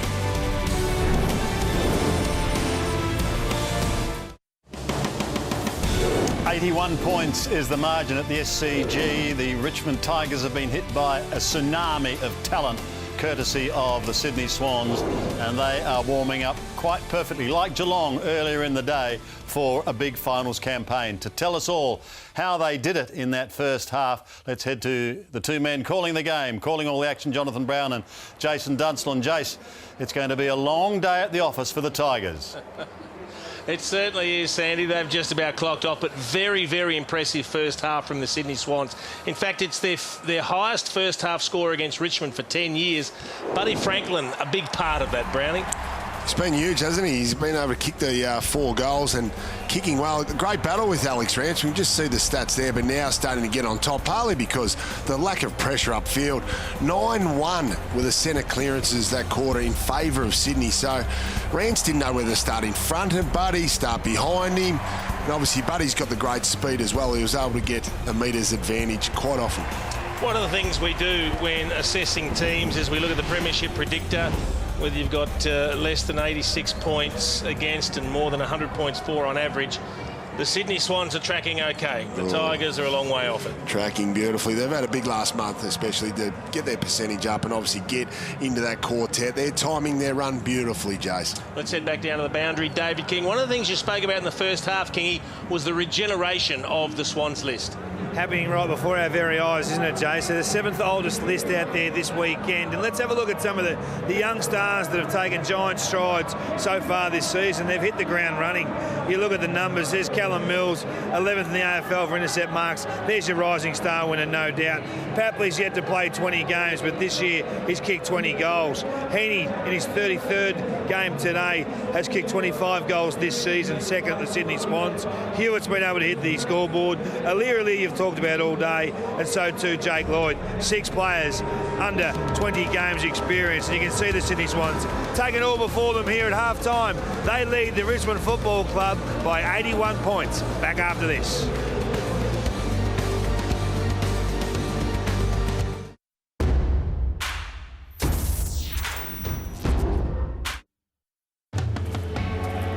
Inside the rack houses of Jim Beam, thousands of barrels lay silent. But that doesn't mean they lay idle. In fact, inside each and every Jim Beam barrel, the bourbon is aging, building a fuller, smoother flavor that only comes from being crafted longer. At Jim Beam, our history's made from the inside. How will you make yours? 50 months interest free. Limited time only at Harvey Norman. Save up to 20% off laptops and 2-in-1 computers over $500. Bonus delivery and installation on Sony Ultra HD TVs. Samsung 8.5 kg AdWash front load washer just $878. 50% off all rugs. 20% off selected Australian-made lounge and dining. 20% off Australian-made bedroom furniture. Plus 6x4 digital prints just 8 cents each. Yes, 8 cents each. No limits. Hurry! 50 months interest free ends Monday at Harvey Norman. We were born on the battlefield, built from steel, sweat and duty. We forged our own path and journeyed where others dared not tread. We went beyond what we thought possible and saw it all from generation to generation as we left our mark on this earth. But you won't find our story in ink or stone. Our history is etched in mud. Not a single moment goes by when I cannot immerse myself entirely in live sport. I can shout and scream in 100 different stadiums, all at the same time. I'm a member of the world's favorite online sports betting company. I am a member of Bet365. Gamble responsibly. First time ever I saw your face, I thought the sun. More people around the world trust Dakin to feel right at home. Dakin, the best air anywhere. There is a game that makes champions out of ordinary people every day. DraftStars is Australia's biggest daily fantasy sports platform. With no season-long commitment, you can win a share in huge cash prizes every week. In just minutes, you can choose your sport, your contest, and your team. Then sit back and watch as your team scores in real time. This is not fantasy. This is DraftStars.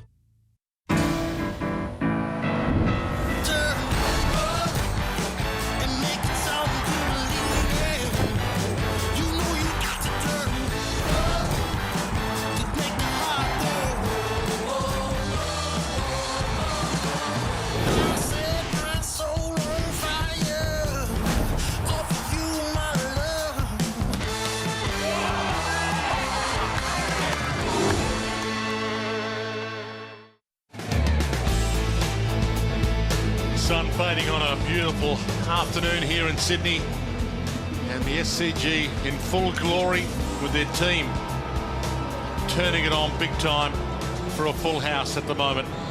An amazing 81-point lead at half-time as we go downstairs to David King.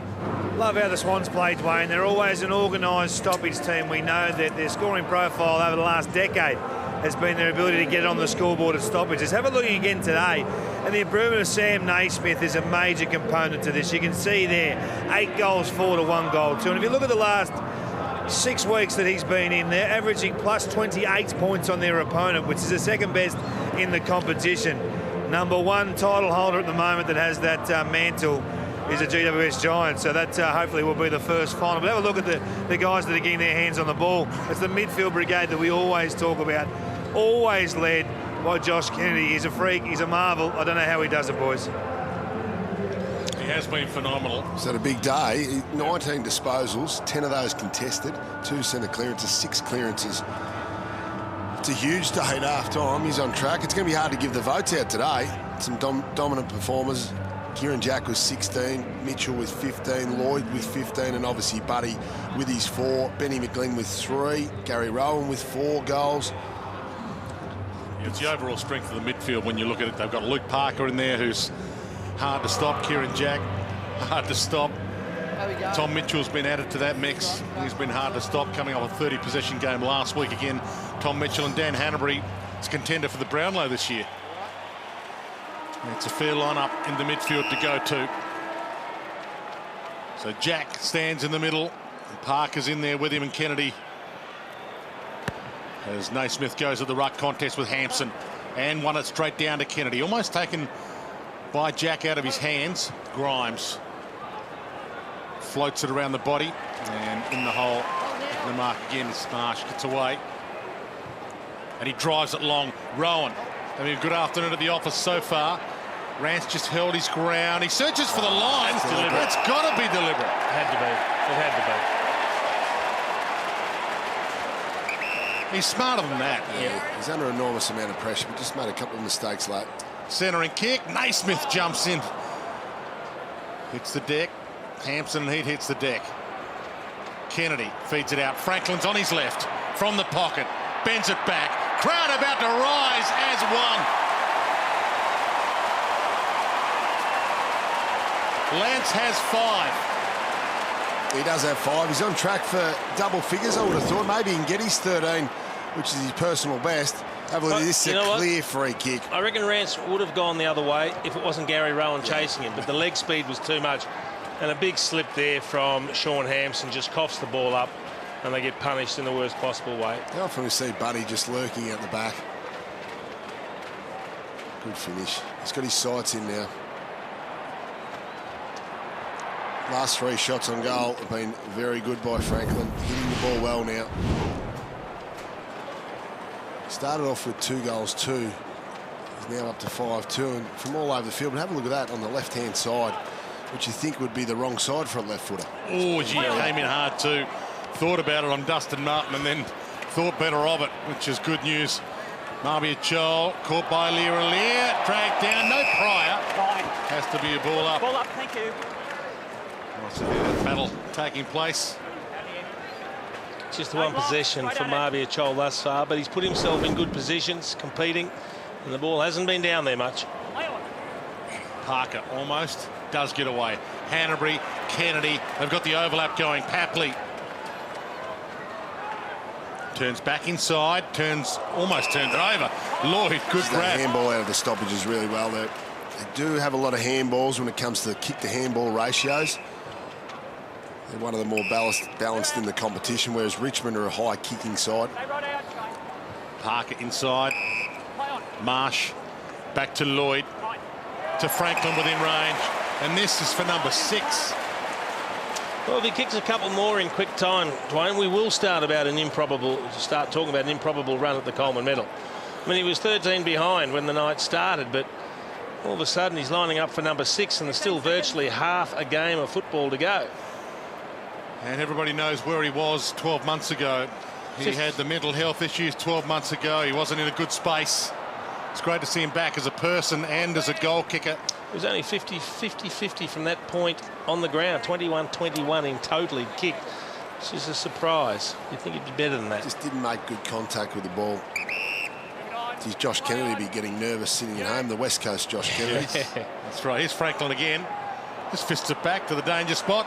Kennedy, speaking of Josh Kennedy's, he heads to the pocket, hit the back of Rance, which meant that, no, Rowan was holding him. That's why it hit his back. Okay, got away with one there. Lambert, and he's out. He's got Rioli short on nothing. Well, it's no good. So he kicks to nothing. Yeah, but it's no good waving and saying, I'm going to kick long, I'm going to kick long, if the players aren't in a position to get there, and then you kick long, and you wonder why it goes straight to the opposition players. Both Richmond players led out the ball carrier then. So, you know what? He's better off kicking to a 50-50 on the lead, keep it wide, than kicking it over the top when it's just going to be marked by Sydney defenders waiting for it. Lear thinks about going central. He's got McVeigh out wide if he wants it, but he'd rather go down the middle. McGlynn, good kick. Heads wide towards Kennedy, who gets away from Martin. Heaney leads to the pocket. And now McGlynn leads to the same pocket. I'm going to tell you right now, the lack of pressure and the lack of attention to detail and defensive structure, and that man there, Damien Hardwick, has to sit and watch it. It's embarrassing, verging on unprofessional. They are disinterested. You can see the players at quarter time looking into their eyes, disinterested. They've given up. It is poor, Jace. Yeah, it'll be interesting no to be fly on the wall in that coach's box right now, because there's have to be some friction in there. In the meantime, McGlynn. They're taking no prisoners here, the Swans. They're going to play this one all the way to the wire. Yeah, well done. They're moving the ball really well. Well, it's really interesting because what you're going to see is McGlynn's going to come and just hop into a pocket of space here. It's just far too easy. And there are no defenders actually doing the job. Look at the Richmond players are everywhere around, but no one's actually bothered to follow McGlynn coming through. Showing no fight whatsoever. Benny McGlynn, big day for him, 4 goals. So 4 goals to McGlynn, 4 to Rowan, 5 to Franklin, 16 to Sydney, 1 to Richmond. Back in the middle, Tippett reaches Martin to Moore. Got under it. Cunningham and Rewald stalked it. Parker got up and got going. Hanbury back out in front of Parker. Just a little too far out in front. Gained some metres anyway. Through Vlosten. Turns out of trouble. Short. Not a lot to go to. Rance. Not much on offer. Martin short. Gets his way around Papley. Outside of the boot to Lloyd. Got down low. Richmond have kicked 1 goal in this whole game so far. And to be honest, unless Dustin Martin gets the ball, they don't look like scoring. Yeah, there's 2 spare defenders back. Any long kick, you know, you just think they're going to be out-muscled, outnumbered. Lear helps that one out of play. If I'm a Richmond fan sitting at home tonight, I know it's been a disappointing season, but they deserve more than this. They deserve a better fight than this. I mean, next year's meant to be a finals type performance. Damien Hardwick saying that they'll make finals next year. Well, it's a big gap between what we're seeing now and that sort of level for 2017. Yeah, there's 5 teams outside the 8 right now that think they're making the finals next year, Kingy. It's maybe 6 or 7. Jace, do you think Damien Hardwick's job comes under pressure? They get beat by, say, 150 points today, even though he's contracted for 2 more years. Everyone's under pressure. And the thing that boggles the mind for me as we watch the ball going forward, and that's just going to be mopped up by the Swans defence again, is the players. Where is the pride and the survival instincts of the players who say, right, we've had a poor year. Maybe my spot's on the line, so I'm going to go out and prove that I can beat my man. Who's out there beating their man? Who's showing a little bit of heart? Hewitt about to pounce on this and drive another one through. Waits for the bounce. Open goal. Way too easy. It's schoolyard stuff. It is schoolyard stuff, and what amazes me, the amount of times that Sydney players have got out behind the Richmond defenders. Here is another classic example. This has happened consistently all day. The Tigers defenders now, we know there's no pressure upfield, but they have got no awareness of where their man is. They are not keeping their man in front of him. They are just allowing the Sydney forwards to get in behind them. Like, have a look at this. George Hewitt just runs down the opposite side of the field.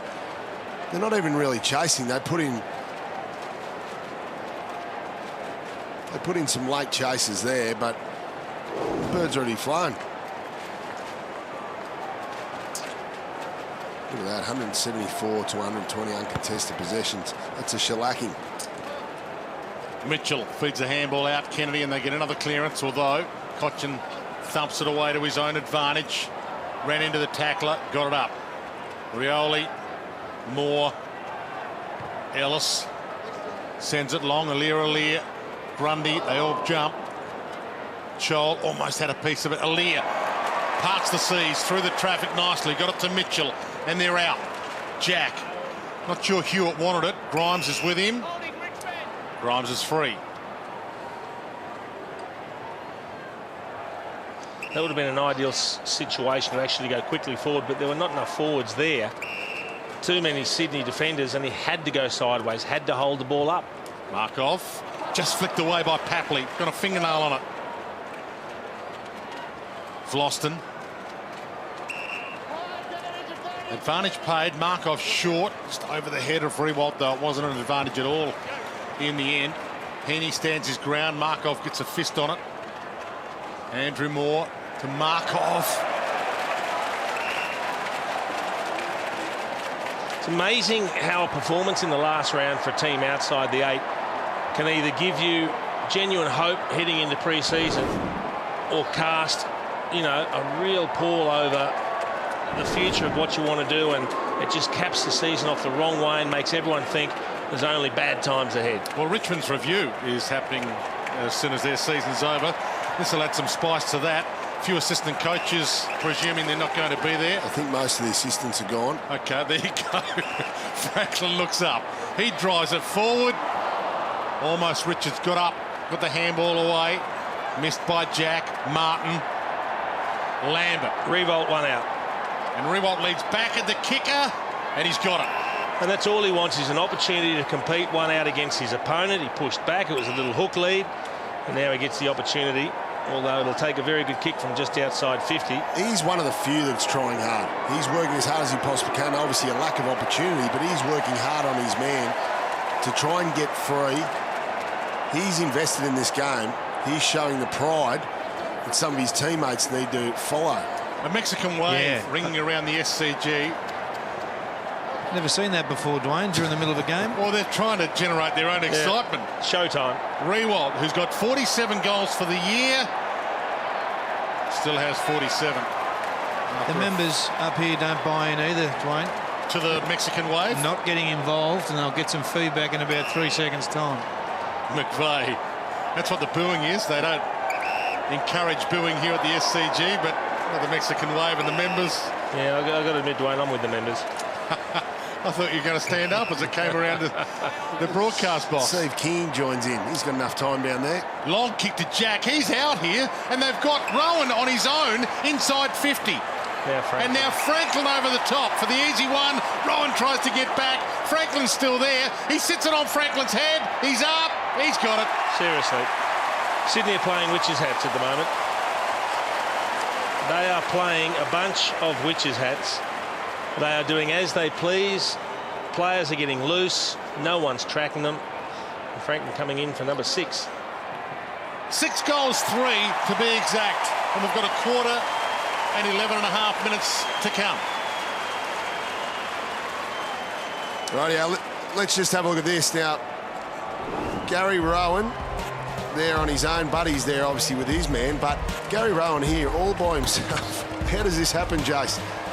It's happened all day now. Just watch the play. No awareness. Rance doesn't even know he's there. But the way that Kieran Jack got over the back of everyone when the ball was held up. It's just what is going on here? Hopeless. These Sydney forwards must be having a dream. I think they're in a dream. Someone should at least go out there and move the witches' hats around a bit, Dwayne. Put them in different positions. Well, it's hard because you sit here and you're astounded at how good the Sydney Swans are at the same time. That's the thing for Sydney. I mean, they are going to hit the ground running in September. So they end up on top of the table, have that home ground advantage throughout the finals. They've got Tippett back in with runs under his belt. The thing is, they've had a lot of soft games the last month.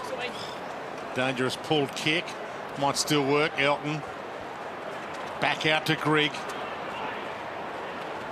Moore to Short.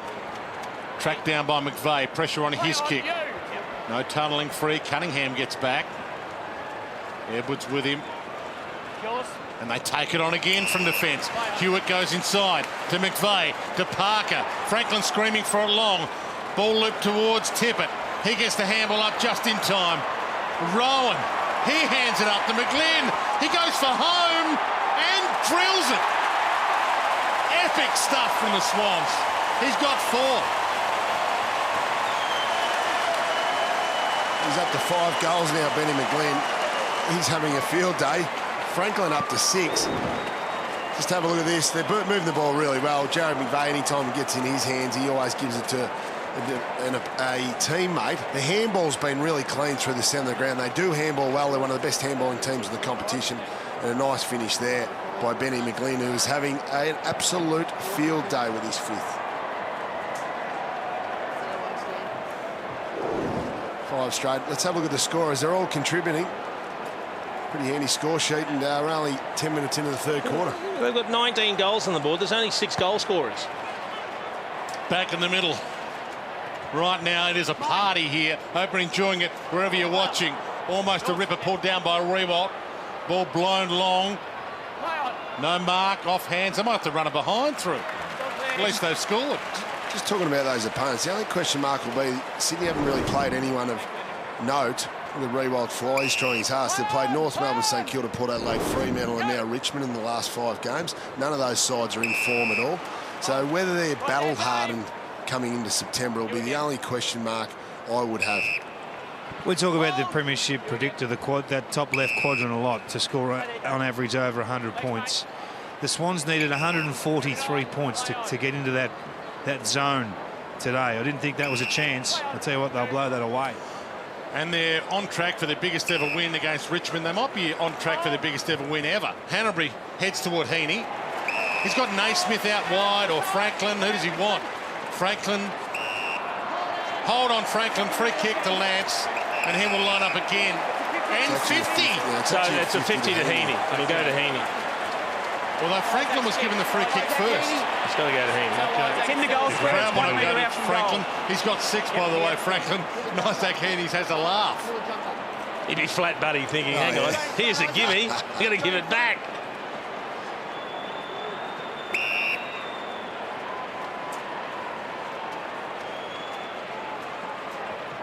Demolition job. And it's not over yet. Yeah, free kick there to Buddy Franklin, but because Heaney had the football, it was a 50-metre penalty to Isaac Heaney. He's back in form, Isaac Heaney. It's great to see. One of the best young players in the competition. 13 disposals, kicked his goal now, but he's really got those spring back in the legs. He's jumping at the ball well. Just have a look at the free kick here. Rance obviously getting a little bit desperate and concerned, so he's just starting to hold on a little bit more, and there it was, the jumper grab. That was enough to pay the free kick. Greatest ever win over Richmond is 118 points. 116 at the moment. They'll be waving to that in the rear view mirror, Dwayne. From the restart. Unless Sydney kind of get tired of it, but they don't look like getting tired of it. Heaney, long, tip it. Almost a big piece of it. Grimes caught. Loston. Cochin. Can the captain start something? Let's help them get a bit of pride back, because they're losing it by the second here. The crowd thought it was out in the full. Do you give Jack Rewald an opportunity? Put him on the ball for a while, mix it up a little bit, throw Lloyd down back, get Shane Edwards down back. Just try something, because I feel for Jack. He's getting more and more frustrated with the quality of, or the poor quality of supply. You know what you could do, King? You could nearly do a little league thing, and that's swap the forwards and the backs. Because the forwards aren't seeing any of it, and the back they're getting flogged, so swap them around. And Grundy might kick 6. Franklin lurking up early. Not quite. Still a chance to get it back. Papley. Franklin nearly had it. Grimes. Nowhere to go. Nowhere to go to but confidence. Hurley caught by Rowan. Bump on the kick. Cunningham cuts it off. Options are plenty. Short pass to Jack. He's caught. Hunted down. They're all stalking goals. Marsh floats over Heaney's head. Good mark. Drifting back by Vlosten. Elton. Bouncing ball. Mitchell trying to shut him down quickly. Got him. He's had Pryor now. Gets it up just in time. Slip from Moore. Missed his target. Hanbury. Thought about the 1-2. Goes to the pocket. Over Tippett's head, and Asprey sees it out. You're unsure about whether this is a game with just witches' hats out there. You just need to look at the tackle count.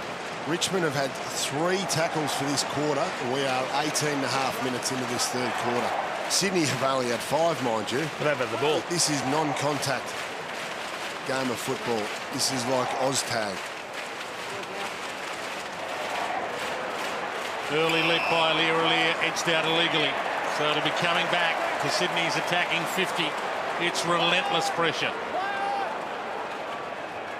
And the Swans fans and footy fans in general watching this, in some ways it's a delight to watch. It's hard to watch, but it's a delight to see Sydney playing almost perfect football. Rowan floats in. Can't take that mark. Sending a warning to the competition.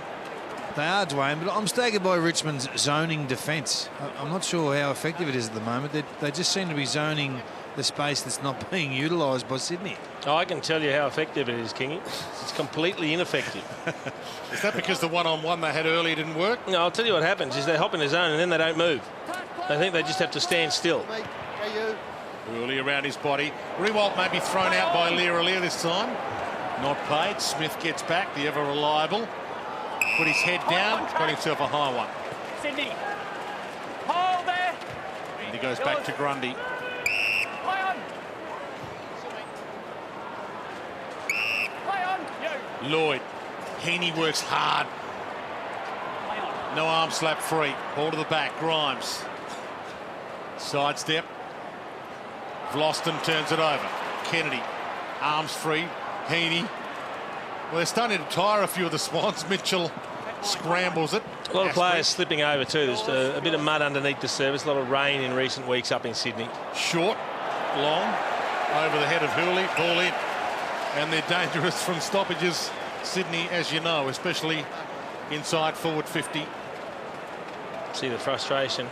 Damien Hardwick, they're just sitting there having to cop this. They're probably lucky they're playing in Sydney. If this was back in Melbourne, the Tigers supporters would be going berserk. Not going to be fun going through the tape tomorrow as well, like they have to do. They'll have to watch this again. Might just burn this tape. What does he say at three-quarter time? Where does Damien Hardwick start at three-quarter time to try and salvage something from the wreck? Well, the funny thing is, King, he's probably already done that at quarter time and again at half time. What's left to say when you get an insipid effort? Fair call. He mightn't even come out there at three-quarter time. Rowan up early. Overcooked it. Kennedy gets the crumb. He bends it around and drills through another. It's getting really, really scary now. Yeah, big day for Josh Kennedy. He's been fantastic. 29 disposals. Gets his first goal of the day to join in the goal-scoring onslaught by the Swans. 16 contested possessions, 7 clearances. A couple of tackles thrown in with that. Nice little snap. He's not the highest midfield goal kicker for the Swans this year. That's Luke Parker, has over 20. But we know he's a goal-scoring threat, Kennedy. He's had a strong second half of the season.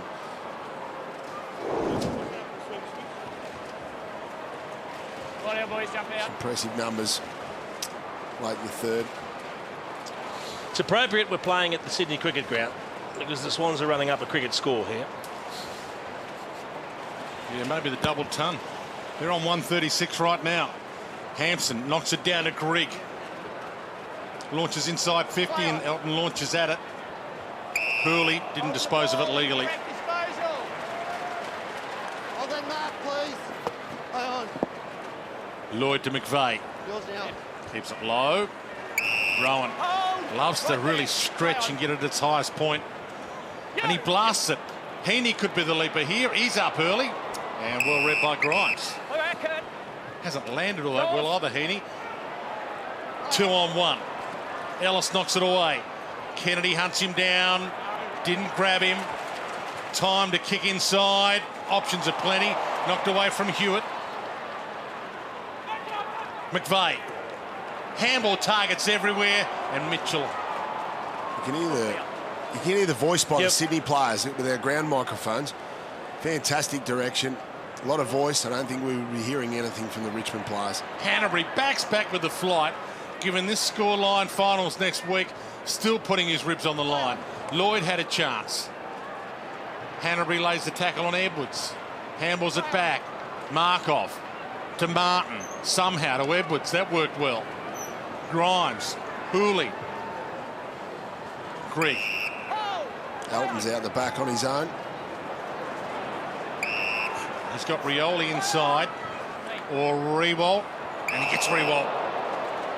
Big collision. Let's hope he's okay. Let's hope they're both okay. Again, he'll have another shot from around about the 50-metre arc. This one a metre or two closer, so he should have no problem with the range. He shouldn't have to kick it with the big round-the-corner wind-up, which he did with the last one. So he can go back to his normal routine, make the distance, and maybe get the Tigers' second goal. 47 goals for the year, on track for his lowest amount of goals since 2009. 32 goals in 09. He was a bit younger then. 54 last season and All-Australian last season, and he gets his first, and the Tigers get their second.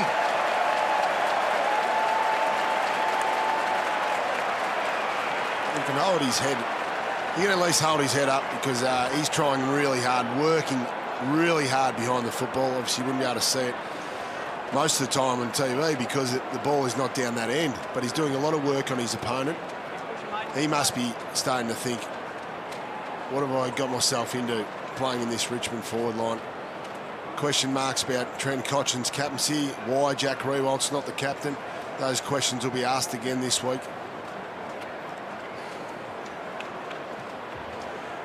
You're spot on, Brownie.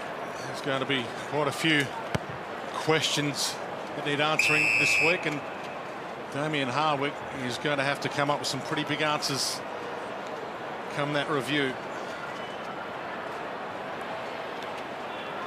Hampson. Sydney Swans will win the minor premiership. High contact, Sydney. High contact. Parker. It's unassailable, this lead. Win the minor premiership for only the third time in club history this season. McVeigh heads toward Tippett, caught behind. Manhandled Rance. Just again, the ease Jared McVeigh was allowed to walk out that centre square then. Vlosten flicks it wide. Asprey, Markov, Hunt. Skims its way just. Lambert, who gave it to Martin, had to give it back. Markov to Hunt. Hold, Kieran. Markov tight ropes the boundary, heads long. Marby Chol at the back. Aliir in front. Didn't mark it this time. Held up. Riewoldt gets it inside 50. And again, they've got the numbers. Rampy slips over, and you mentioned that, Jason. They've been slipping over a bit in this third quarter, the players, especially in this third. Might be a boot change or two coming up at three-quarter time. Jack, Lloyd, Cunningham. Good smother. Keeps it in the area. Chance for Lloyd. Chips it wide, Ellis. Time to go, not 15. Well, he's just tried to bomb it in the air to allow for a contest because the Swans had loose players back.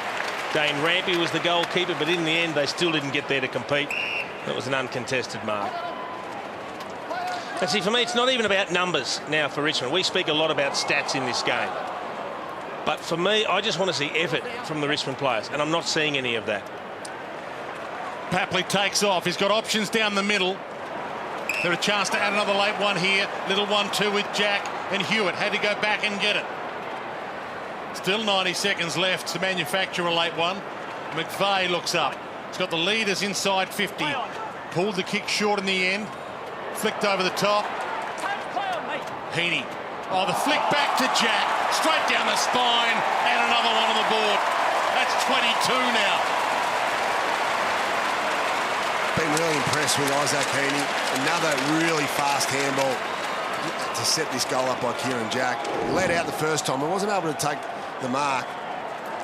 The ball just bounced in front of him. But have a look at that for slick hands. It's the impressive part for mine, Jace, Sydney. Their quick hands. We know the pressure hasn't been great, but the hands have been terrific all season.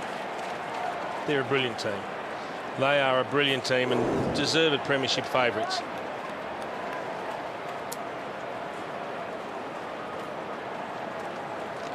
So that's the current margin, 123 points at the moment. 118 the previous best. 31 goals, 12 is their biggest score they've ever kicked against the Tigers as well. They've got 22 goals, 11 on the board now. Hampson down. Cotchin kick smothered. Back to Hampson. Three-quarter time can't come quickly enough for Richmond. Final siren can't come quickly enough right now. And maybe for the Swans, who know they're top now, are just fearing any injuries. They've got this one in the bank. I know we're being critical of the Tigers, and you try to put yourself in their position. They're bitterly disappointed that the season hasn't turned out the way they wanted it to. They just want this year to be over and done with. But what they've got to understand is you're damaging your brand with a performance like this. You can't clock off until the final siren goes. Heaney on the run. McVeigh flicks it wide. Again, they're on the move. Lloyd to Rampy. Skids it to Cotchin, though. Hunt a sidestep. Back to Cotchin. Vlosten in some trouble. They come at him. Hurley. Hunt. Markov in some space now. Maybe a chance for a late one of the Tigers. Grimes out wide. Rewald's lurking on attacking 50. He's got Martin shorter. It's in Martin and Rewald's direction. Martin and Rewald combined to see it out.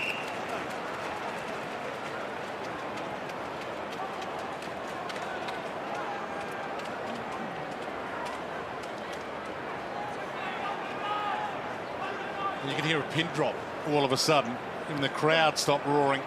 They've been roaring for every piece of Swans play so far this afternoon. Franklin almost the free. Three-quarter time siren sounds. Sydney Swans, the minor premiers for 2016. Top spot now theirs, and they are stalking their biggest ever win in club history against the Tigers. 123 points to the good at three-quarter time.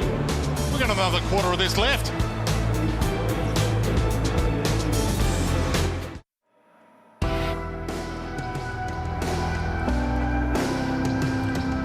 Well, if this game wasn't over after a 5-goal-to-0 opening term when they led by 31 points, it was over when they led by 81 at half-time. They led by 123 now. They've got the minor premiership sewn up, the Swans, but in 2014, they finished top.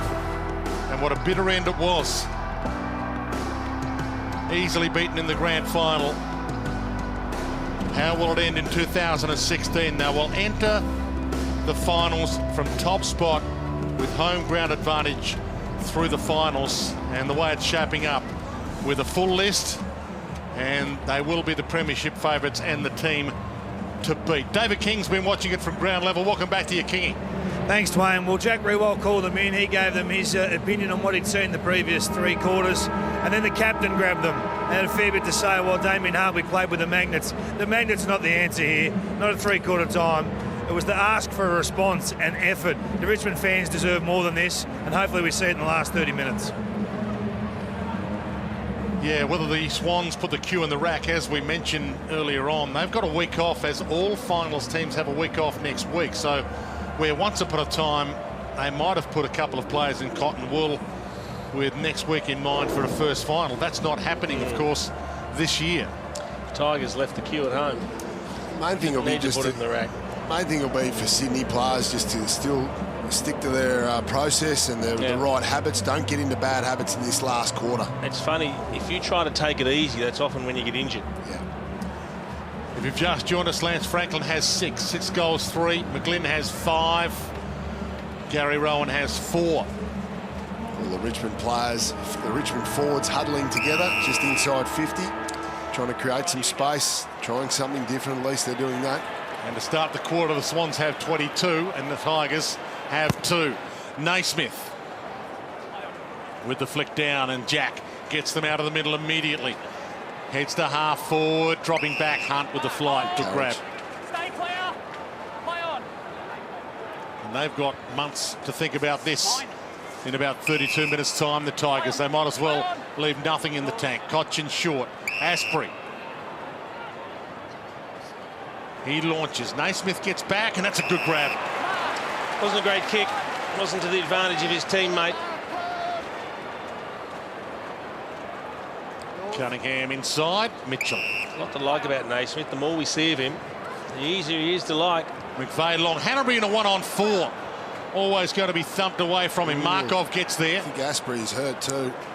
He is. He hasn't moved. Martin, who was injured earlier on in the game as well, spent some time on the bench. Rance being tracked down in a spot of bother. Pushed on the kick. Grimes can't get there. Left it behind. It stays in play. Opens up for Kennedy. He rolls it towards goal. He got it through. He tunneled it through under the goalkeeper's arm. Great goal. Continuing on his fantastic game. 33 disposals. There's David Asprey. Hurt in that collision. It was friendly fire, really. Alex Rance came from the other side to clash on top of Hanbury. He's just caught him in the head. I think he may have maybe a little bit concussed there. Goes down, stay down. It was the forearm of Alex Rance. Now, look at this for a goal. You don't mind the dribble kicks when they get work like this, Jace.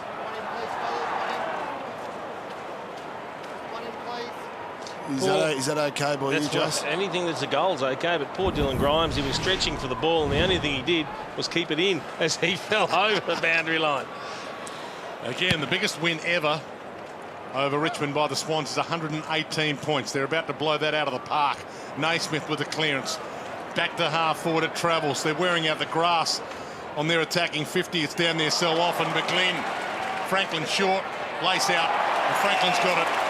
He's in that spot again. It's that same spot around the 50-metre arc on the 45-degree angle.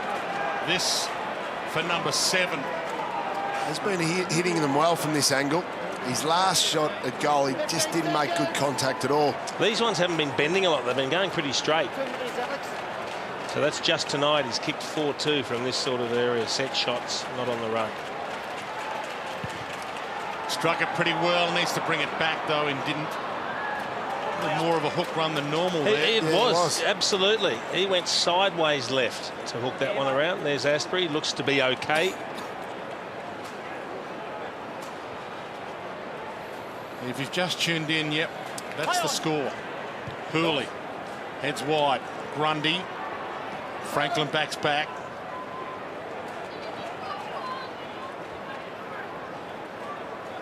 Moore against the grain. McGlynn tunnels it forward. Rance in the hole. Got it to Martin. Chips it wide. Lambert takes the mark. Held up by Alir.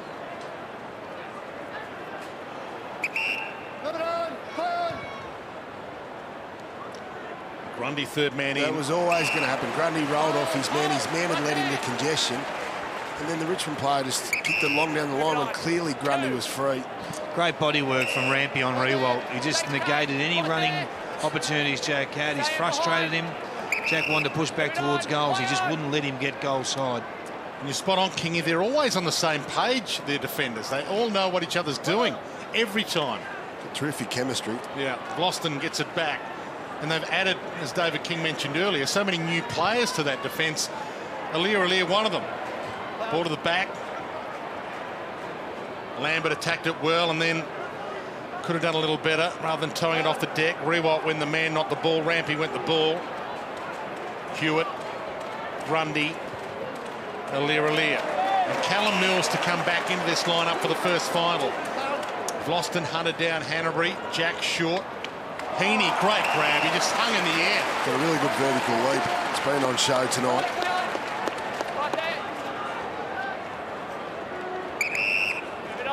The Swans bizarrely lead by 130 and they're taking time off the clock. Jack, they're content to go in with a 130-point win and top spot heading into the finals. Hanbury, Franklin's running out of the square. He's up. 1, 2, 3. They line up for number 7.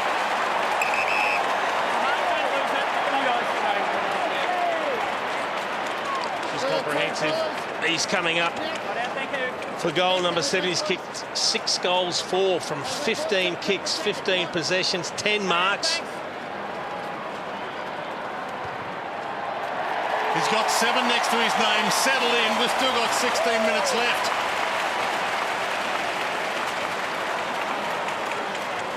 Yeah, I think I think he's a good chance to make the 10, especially if they move the ball so freely and so easily like that. This time, he's been leading at the ball a lot tonight, but this time he just called for it long. Haven't seen this much at all. This will give him good confidence going to September. The contested mark, which has been an issue for Buddy at times, but if he can have that as a strength through September, it's going to be a real concern for defenders. 6 off Josh Kennedy now. Be very thankful he kicked that 5 last night, Josh Kennedy. I'm tipping. And who would have thought he'd do it on Rance as well, Lance Franklin? 7 goals on, well, the All-Australian fullback, you'd have to say. Not Parker. all 7 have been on Rance. No, that's true. Probably 5 have been on him. There's only been one other time during the season where a forward has got the best of Alex Rance. That was Tom Lynch from the Gold Coast Suns a few weeks ago at the MCG. And both of them have height, long arms, long reach, which is where they can get Rance. You take your pick, All-Australian fullback, back pocket. Rance will be in that All-Australian team. You can guarantee that. Markov got it up just in time. Moore floats it wide. Lloyd to set it up. Rewalt, the half volley. But a tough night at the office for Jack. Hanbury feeds it back. He'll be in that All-Australian team. He'll be guaranteed, and he'll be a contender on Brownlow night. Rampy might be All-Australian. It's a phenomenal lineup for the Sydney Swans team. Cochin cuts it off. He goes for home. Got it long. Will Rampy get there? Doesn't quite. They get their third. Yeah, third goal there to Richmond for the game. Trent Cochin up to 18 disposals now. Well read. He actually reacted to this a lot quicker. This has been a rare occurrence for the Tigers. We've often seen Sydney be able to intercept mark today from poor Tigers kicks. Cochin at least still switched on, seeing the game out as captain, leading by example there. He's had the 18 disposals, 4 centre clearances actually, 7 clearances for the game, so he's contributed. Big day for some Sydney players. Look at the ranking points there. Kennedy out in front of Lance Franklin. Going to be tough to do the votes. A lot of good players, a lot of big contributors today for the Swans. Yeah, Tippett really starting to play his way into some form as well after missing so much footy. Lambert long, and Smith, he just keeps on keeping on. Got a really good balanced defence. Dwayne, I know we've spoken about it a bit today, but Nick Smith's a solid one-on-one, smaller defender. Then they've got the hybrid type defenders. Then Grundy, Aaliyah as the taller defenders. And they all zone off, and they all mark really well. Even the little fellas. Jake Lloyd has moved into half-back. They're all really good in the aerial contest. They can support the bigger guys and get across to help out. And again, they know they're playing these finals here at the SCG. The AFL's confirmed that unless they play the Giants, it'll be at ANZ Stadium. So they'll be back on their home deck where they love playing so often. Franklin about to take another big pack mark. He got up there, couldn't bring it down. McVeigh, Mitchell with the shake and bake to Franklin in the pocket. Got it. This is for number 8. Dwayne, this guy's into his 3rd year of a 9-year deal. He's underpaid. He's underpaid. Parker loops it over the top. Oh, this is bizarre. Heaney, it's like pulling the wings off flies. He misses. And he's disgusted with himself. They are messing with Richmond. Just polishing up for the finals at the moment, the Swans. 24-13 to 3-8. So, Kingy, we see a comprehensive performance like this. Is there a weakness in Sydney's makeup at all? It's hard to pick one. Well, it's hard to pick it today. I don't think you'll get an answer this afternoon. Franklin. Look, obviously there is. Marvia Chol with the big knuckle. Mitchell inside. Martin, little push off on Hewitt. Still got the don't argue working and hits Elton lace out. To me, it just looks like they've got the best balance they've ever had, the Sydney Swans, right now. I think the question mark was for Sydney. There's a query about their second forward, really, but now that Tippett has come back into the lineup, I think they've now completed their side. Their biggest loss this year was to GWS, and that'll be their most likely opponent in the finals, in the first final. They've had 5 losses this year. 3 of them have been either on or after the siren. Short heads to the pocket, and it's a free kick to Lloyd. He was held. Gee, they had a 3-on-1 Sydney too. That one goes against Cunningham. Just a little overzealous in the contact with Lloyd. There's still a couple of results to be known before we're at the end of the home and away season. Hawthorn still to play and the Giants still to play. Geelong has won earlier today, and the 4th goal is kicked for the Tigers. It's 24 goals to 4. Let's have a look at the live ladder. Sydney out on top there. Big percentage boost today. Doesn't really matter. They're already in front of Geelong. It's going to be interesting. Hawthorn, Collingwood tomorrow. Yep. That's going to be the big one, isn't it, now? But Hawthorn can't displace Geelong or Sydney in the top 2. They can't get that kind of percentage boost to get up there. The Giants can finish on 64 and be top 4 as well.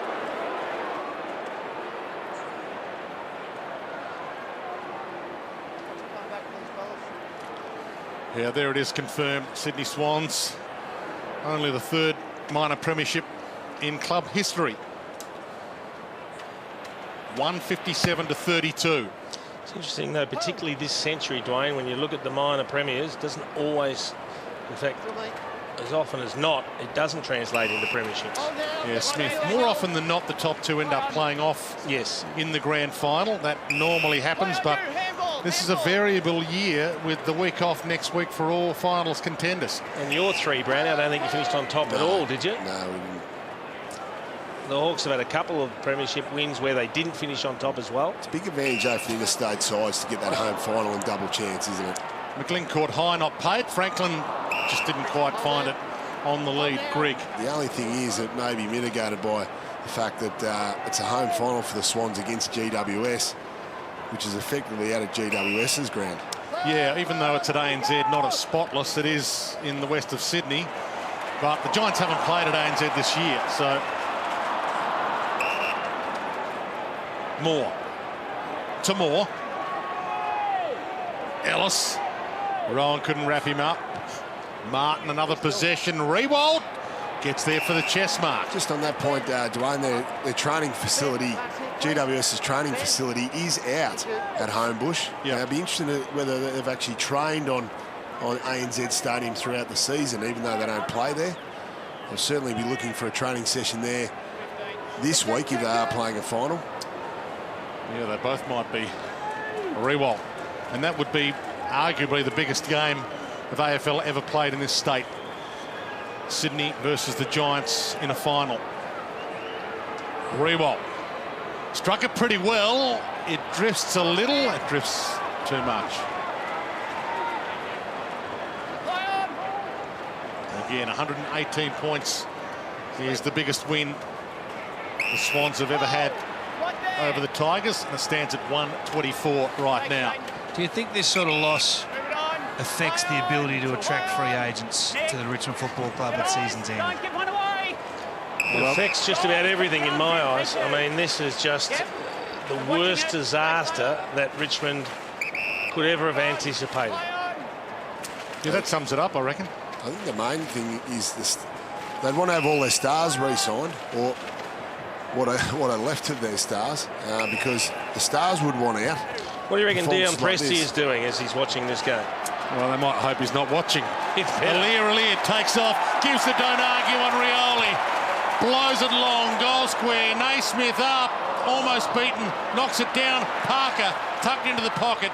Unselfish, it was touched. Edwards didn't want to take it. Grimes to Martin, should get them out of trouble. Rance back to Dusty. Marsh did well on Cochin. Almost stripped him of it. Cochin did well and took the legs. So Lloyd's free. Oh, very close to giving away 50, Trent Cochin.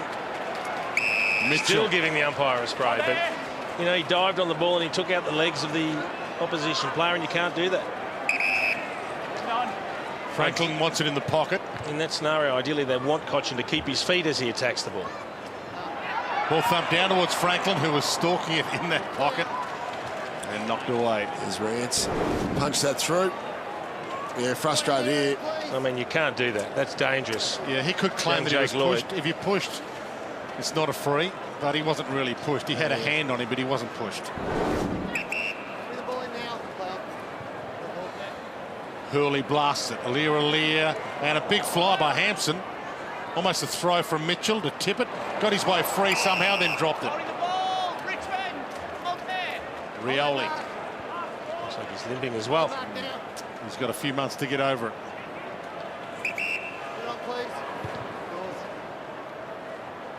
Marsh and Grigg. Using the body from Marsh. He knew Grundy was there. Again, they're on the same page. But that's the rules that they live by. Down back. You body your opponent underneath because we will have an extra teammate out the back. They know that's going to happen. Smith just trying to draw a few of Richmond's zone players out. A little rope-a-dope work here. Marsh, Hanbury. A good injury prevention mechanism, just chipping the ball around, Dwayne. Let's take some time off the clock. There's no need for them to be looking for contact here. McGlynn.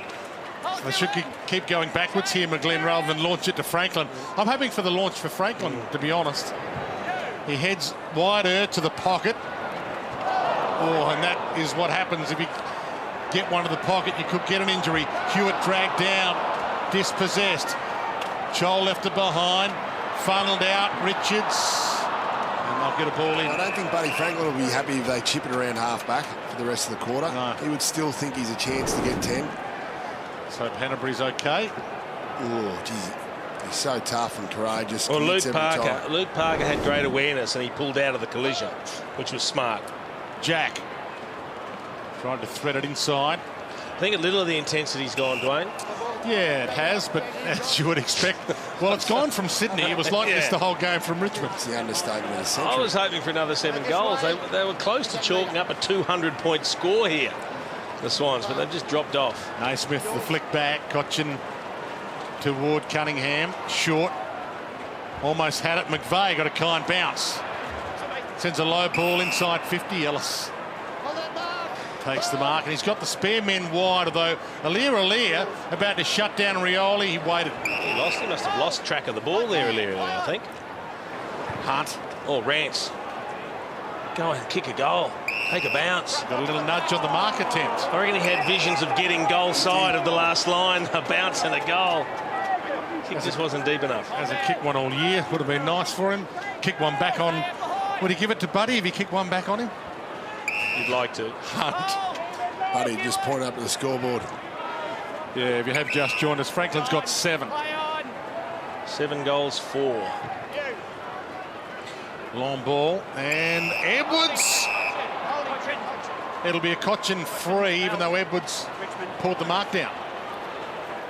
That was a rare lapse from Sydney's defence, not the free kick, but the fact that Edwards was allowed to run and have a free jump at the footy, and there was no Sydney player with him. No one came over the top. Normally they're the ones coming third man up or third, fourth and fifth man up to either kill the ball or mark it. Hasn't had any joy from this part of the ground. Has now. And they can wallpaper over a few cracks late here, the Tigers, with some consolation goals. Not many can hold their head up. I think Trent Cochin, though, has been pretty good.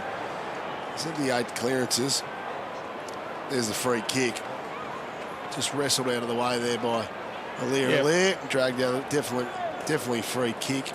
Shane Edwards would be disappointed because it was a really good mark. Cochin's at least kept trying. We know he's the captain. He has to lead by example, but there's not many players who have been able to continue trying. So it was just the 1 goal in the second term, 1 in the third, but the floodgates have opened for the Tigers. They've kicked 3 in the final term, 2 of them to Trent Cochin. Lance Franklin's been taken from the ground. John Longmore, I think's put the cue in the rack for Lance. Okay. Little chat on the phone. Go and have a shower. Play on. It's a fair bench they've got, the Sydney Swans. Hanbury sends it wide. Papley. So it stands now at 119 points the margin. Their biggest ever win over the Tigers is 118. The Tigers can stop that little piece of history with a big last couple of minutes here. Mitchell wide. Parker in the hole, and Rance finding it a bit easier without Lance Franklin down there. And no Tippett down there, so no tall forward to take the mark. All of a sudden, life's a little bit tougher. And Alex Rance would be loving it right now. Look at that. You got goal kickers aplenty. Franklin's kicked 7. We know that Rowan has kicked 4 himself. Isaac Heaney's got 1 to his name. Martin inside to Cochin. Takes off on Hewitt. Heads long in the Rewalt direction. Marsh in front of him. Good leg speed, Marsh. Yeah, kept it in front. And falls and takes Rewalt out. Smith. Heads wide. Cunningham made the ground. Didn't quite get there. Yeah, out of play. Harry Marsh he's looked good today. It'll be hard for him to keep his spot though, because Callum Mills will come back into the lineup for their first final. Done all right for a guy who was delisted at the end of last season and redrafted though to be playing some senior footy. 17 possessions. Gary Rowan's probably the only concern down here on the bench. He does have some ice on that left thigh, and he's always a query, always a question mark, but hopefully that's just precautionary. He was laughing and joking before. They're over the top here. Parker looks up and he heads with a long launch, and that's a great grab on the run. Richards into the second tier. That is as good a mark as you'll see. Running the other way to mark and reach back and mark it in your hands. A lot of physical pressure. The bench boys are pretty happy. I think Gary Rowan's all right. He's having a good laugh at that. I mean, the mark was brilliant. The kick from Parker was superb as well. He did not break stride, marked it above his head, left two defenders sprawled on the ground and strolled into an open goal. Icing on the cake. Helped consolidate his spot for the finals, Xavier Richards. Have a look at that, the biggest ever wins. Right now Richmond, they're fifth. yeah. They could go fourth with another goal. Richmond today, St Kilda, they're going to struggle to get St Kilda. 171 points all the way back in 1919. It's a fair margin, 125. And let's hope all those ice bags, including the two on Heaney, precautionary ice bags. Mitchell, stolen by Hooley to Martin to Hunt. Moore. Inside with the kick attempt, Lloyd off hands. Rewalt flicked it up.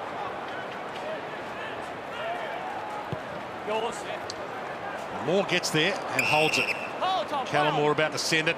Hunt short. And Edwards will get that shot at goal he thought he was going to have after taking that mark 5 minutes ago. Yeah, one of the rare occasions Richmond's been able to keep the ball in their forward half and turn it over. Good spot up kick. Rarely we've seen a Richmond player free inside their 50. Sydney chant rings around the SCG. And it's a beautiful sound. Sydney Swans, the minor premiers, and they are the team to beat heading into the final series in a couple of weeks' time as another bit of wallpaper goes over the cracks. It's been an amazing run, Dwayne. They've only missed the finals once since 2003 or 2002, I believe. That was in 09 they did miss the finals. An amazing run over a long period of time. And the side has changed over the last few years. And John Longmire also, the coach has changed, of course, from Paul Roos to John Longmire. They've never finished lower than 6th under John Longmire. So every year he's had them in contending, including the flag, of course, back in 2012. And they keep finding these younger players to come through. King spoke about it at half-time. Alia, Tom Papley, Xavier Richards, George Hewitt, Callum Mills to come back into the lineup. So the side has been able to change and refresh, which is always the question mark for coming against Sydney, was are they getting too old? Koch in the sidestep, might go for home, drives it long. Will Grundy get back? He won't. And it skips its way through. Second goal left, Trent Cotchin. And they might stop this from being the biggest loss ever. 3 goals all in the last quarter, Trent Cotchin. They've kicked 5 now. And they are doing a bit of damage to that margin. It's back to 113. So it's underneath the 118, which was their biggest win in previous times over the Tigers. But as you say, Dwayne, this is nothing but wallpaper over a couple of cracks, with millions of other cracks still exposed.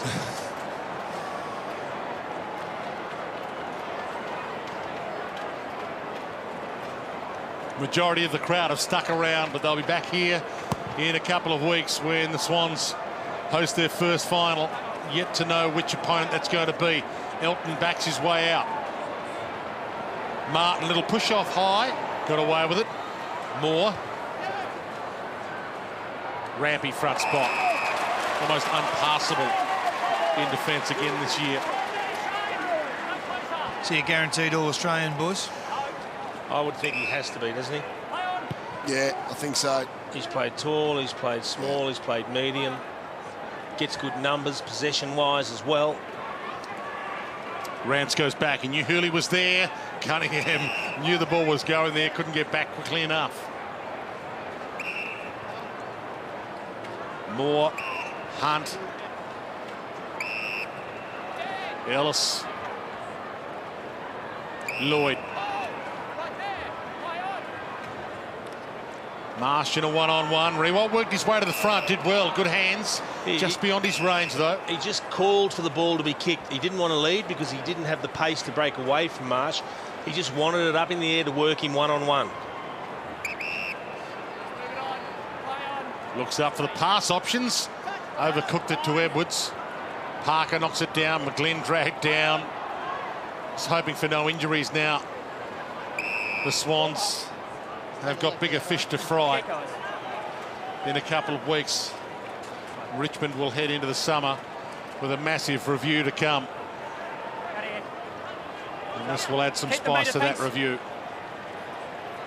They've been demolished today. Hewitt.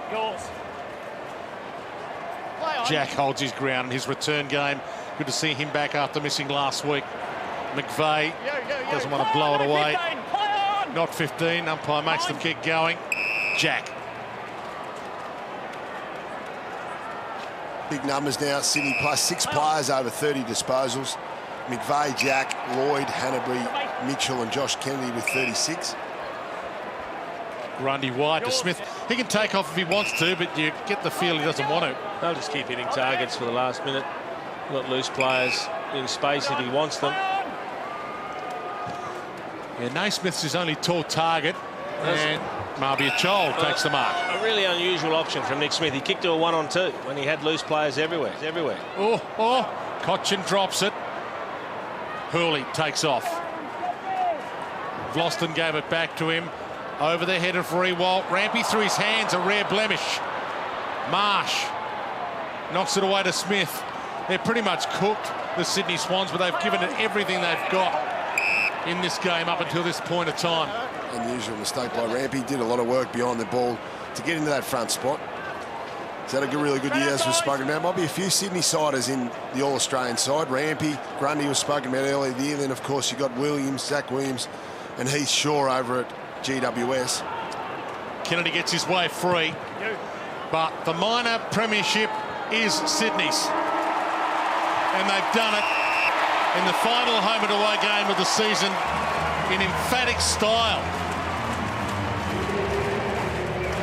obliterating the Tigers by 113 points, 25 goals to 7. And sent a warning to the rest of the comp. If you're coming here in September, look out. Oh, yeah, look out, that's for sure. And the main man to look out for will be Buddy Franklin and his apprentice down there also, Isaac Heaney, down there with King. Down here, Brownie, you're absolutely spot on. Lance, that looked like fun out there today. Had a day out, didn't you? Oh, it was good fun. It was good fun. I think to win like that against Richmond, won their last 3 against us, so we wanted to make a stand tonight, come out, play some good footy, and we were able to do that. Now we rest up and look forward to next 2 weeks' time against whoever it is. Good to have the man next to you going again, up and firing. He's got ice on him everywhere at the moment. He's patched up, but good to have him back in good form. Yeah, it is. He's had a really good second year. He's hitting the scoreboard and he's a good contested mark, so we love playing with him.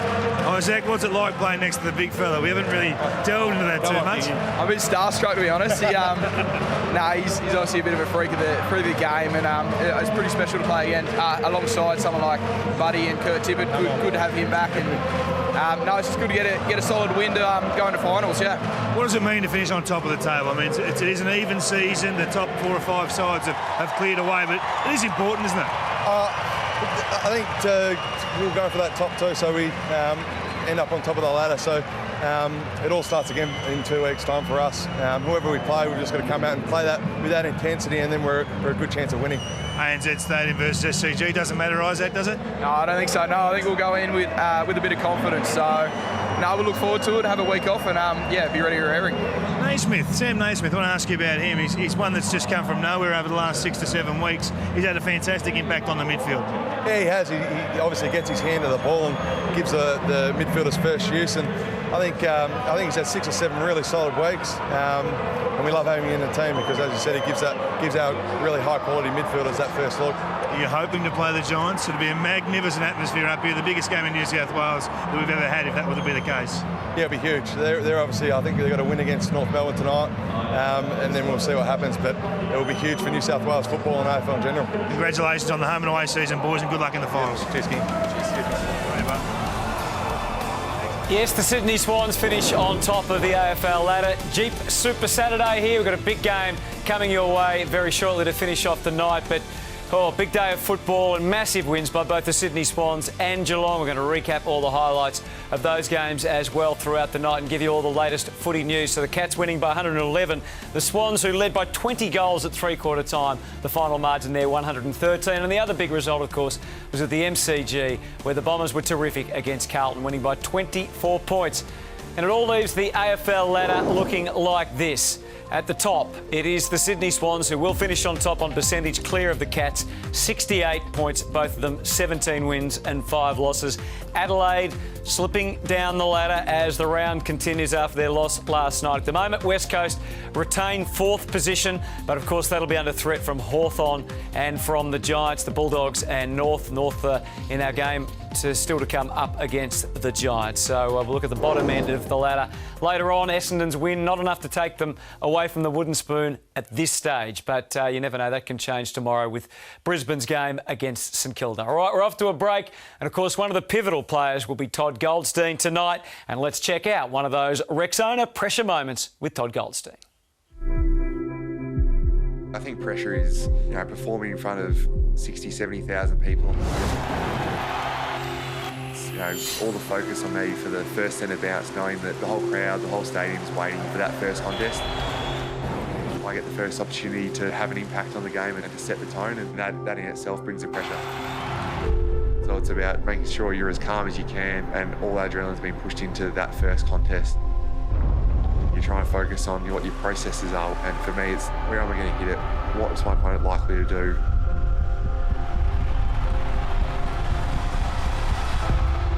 You get, the more power you can get into your opponent and get the ball on your side of the contest, the more ability you have to place it where you want it and have more control over where it goes.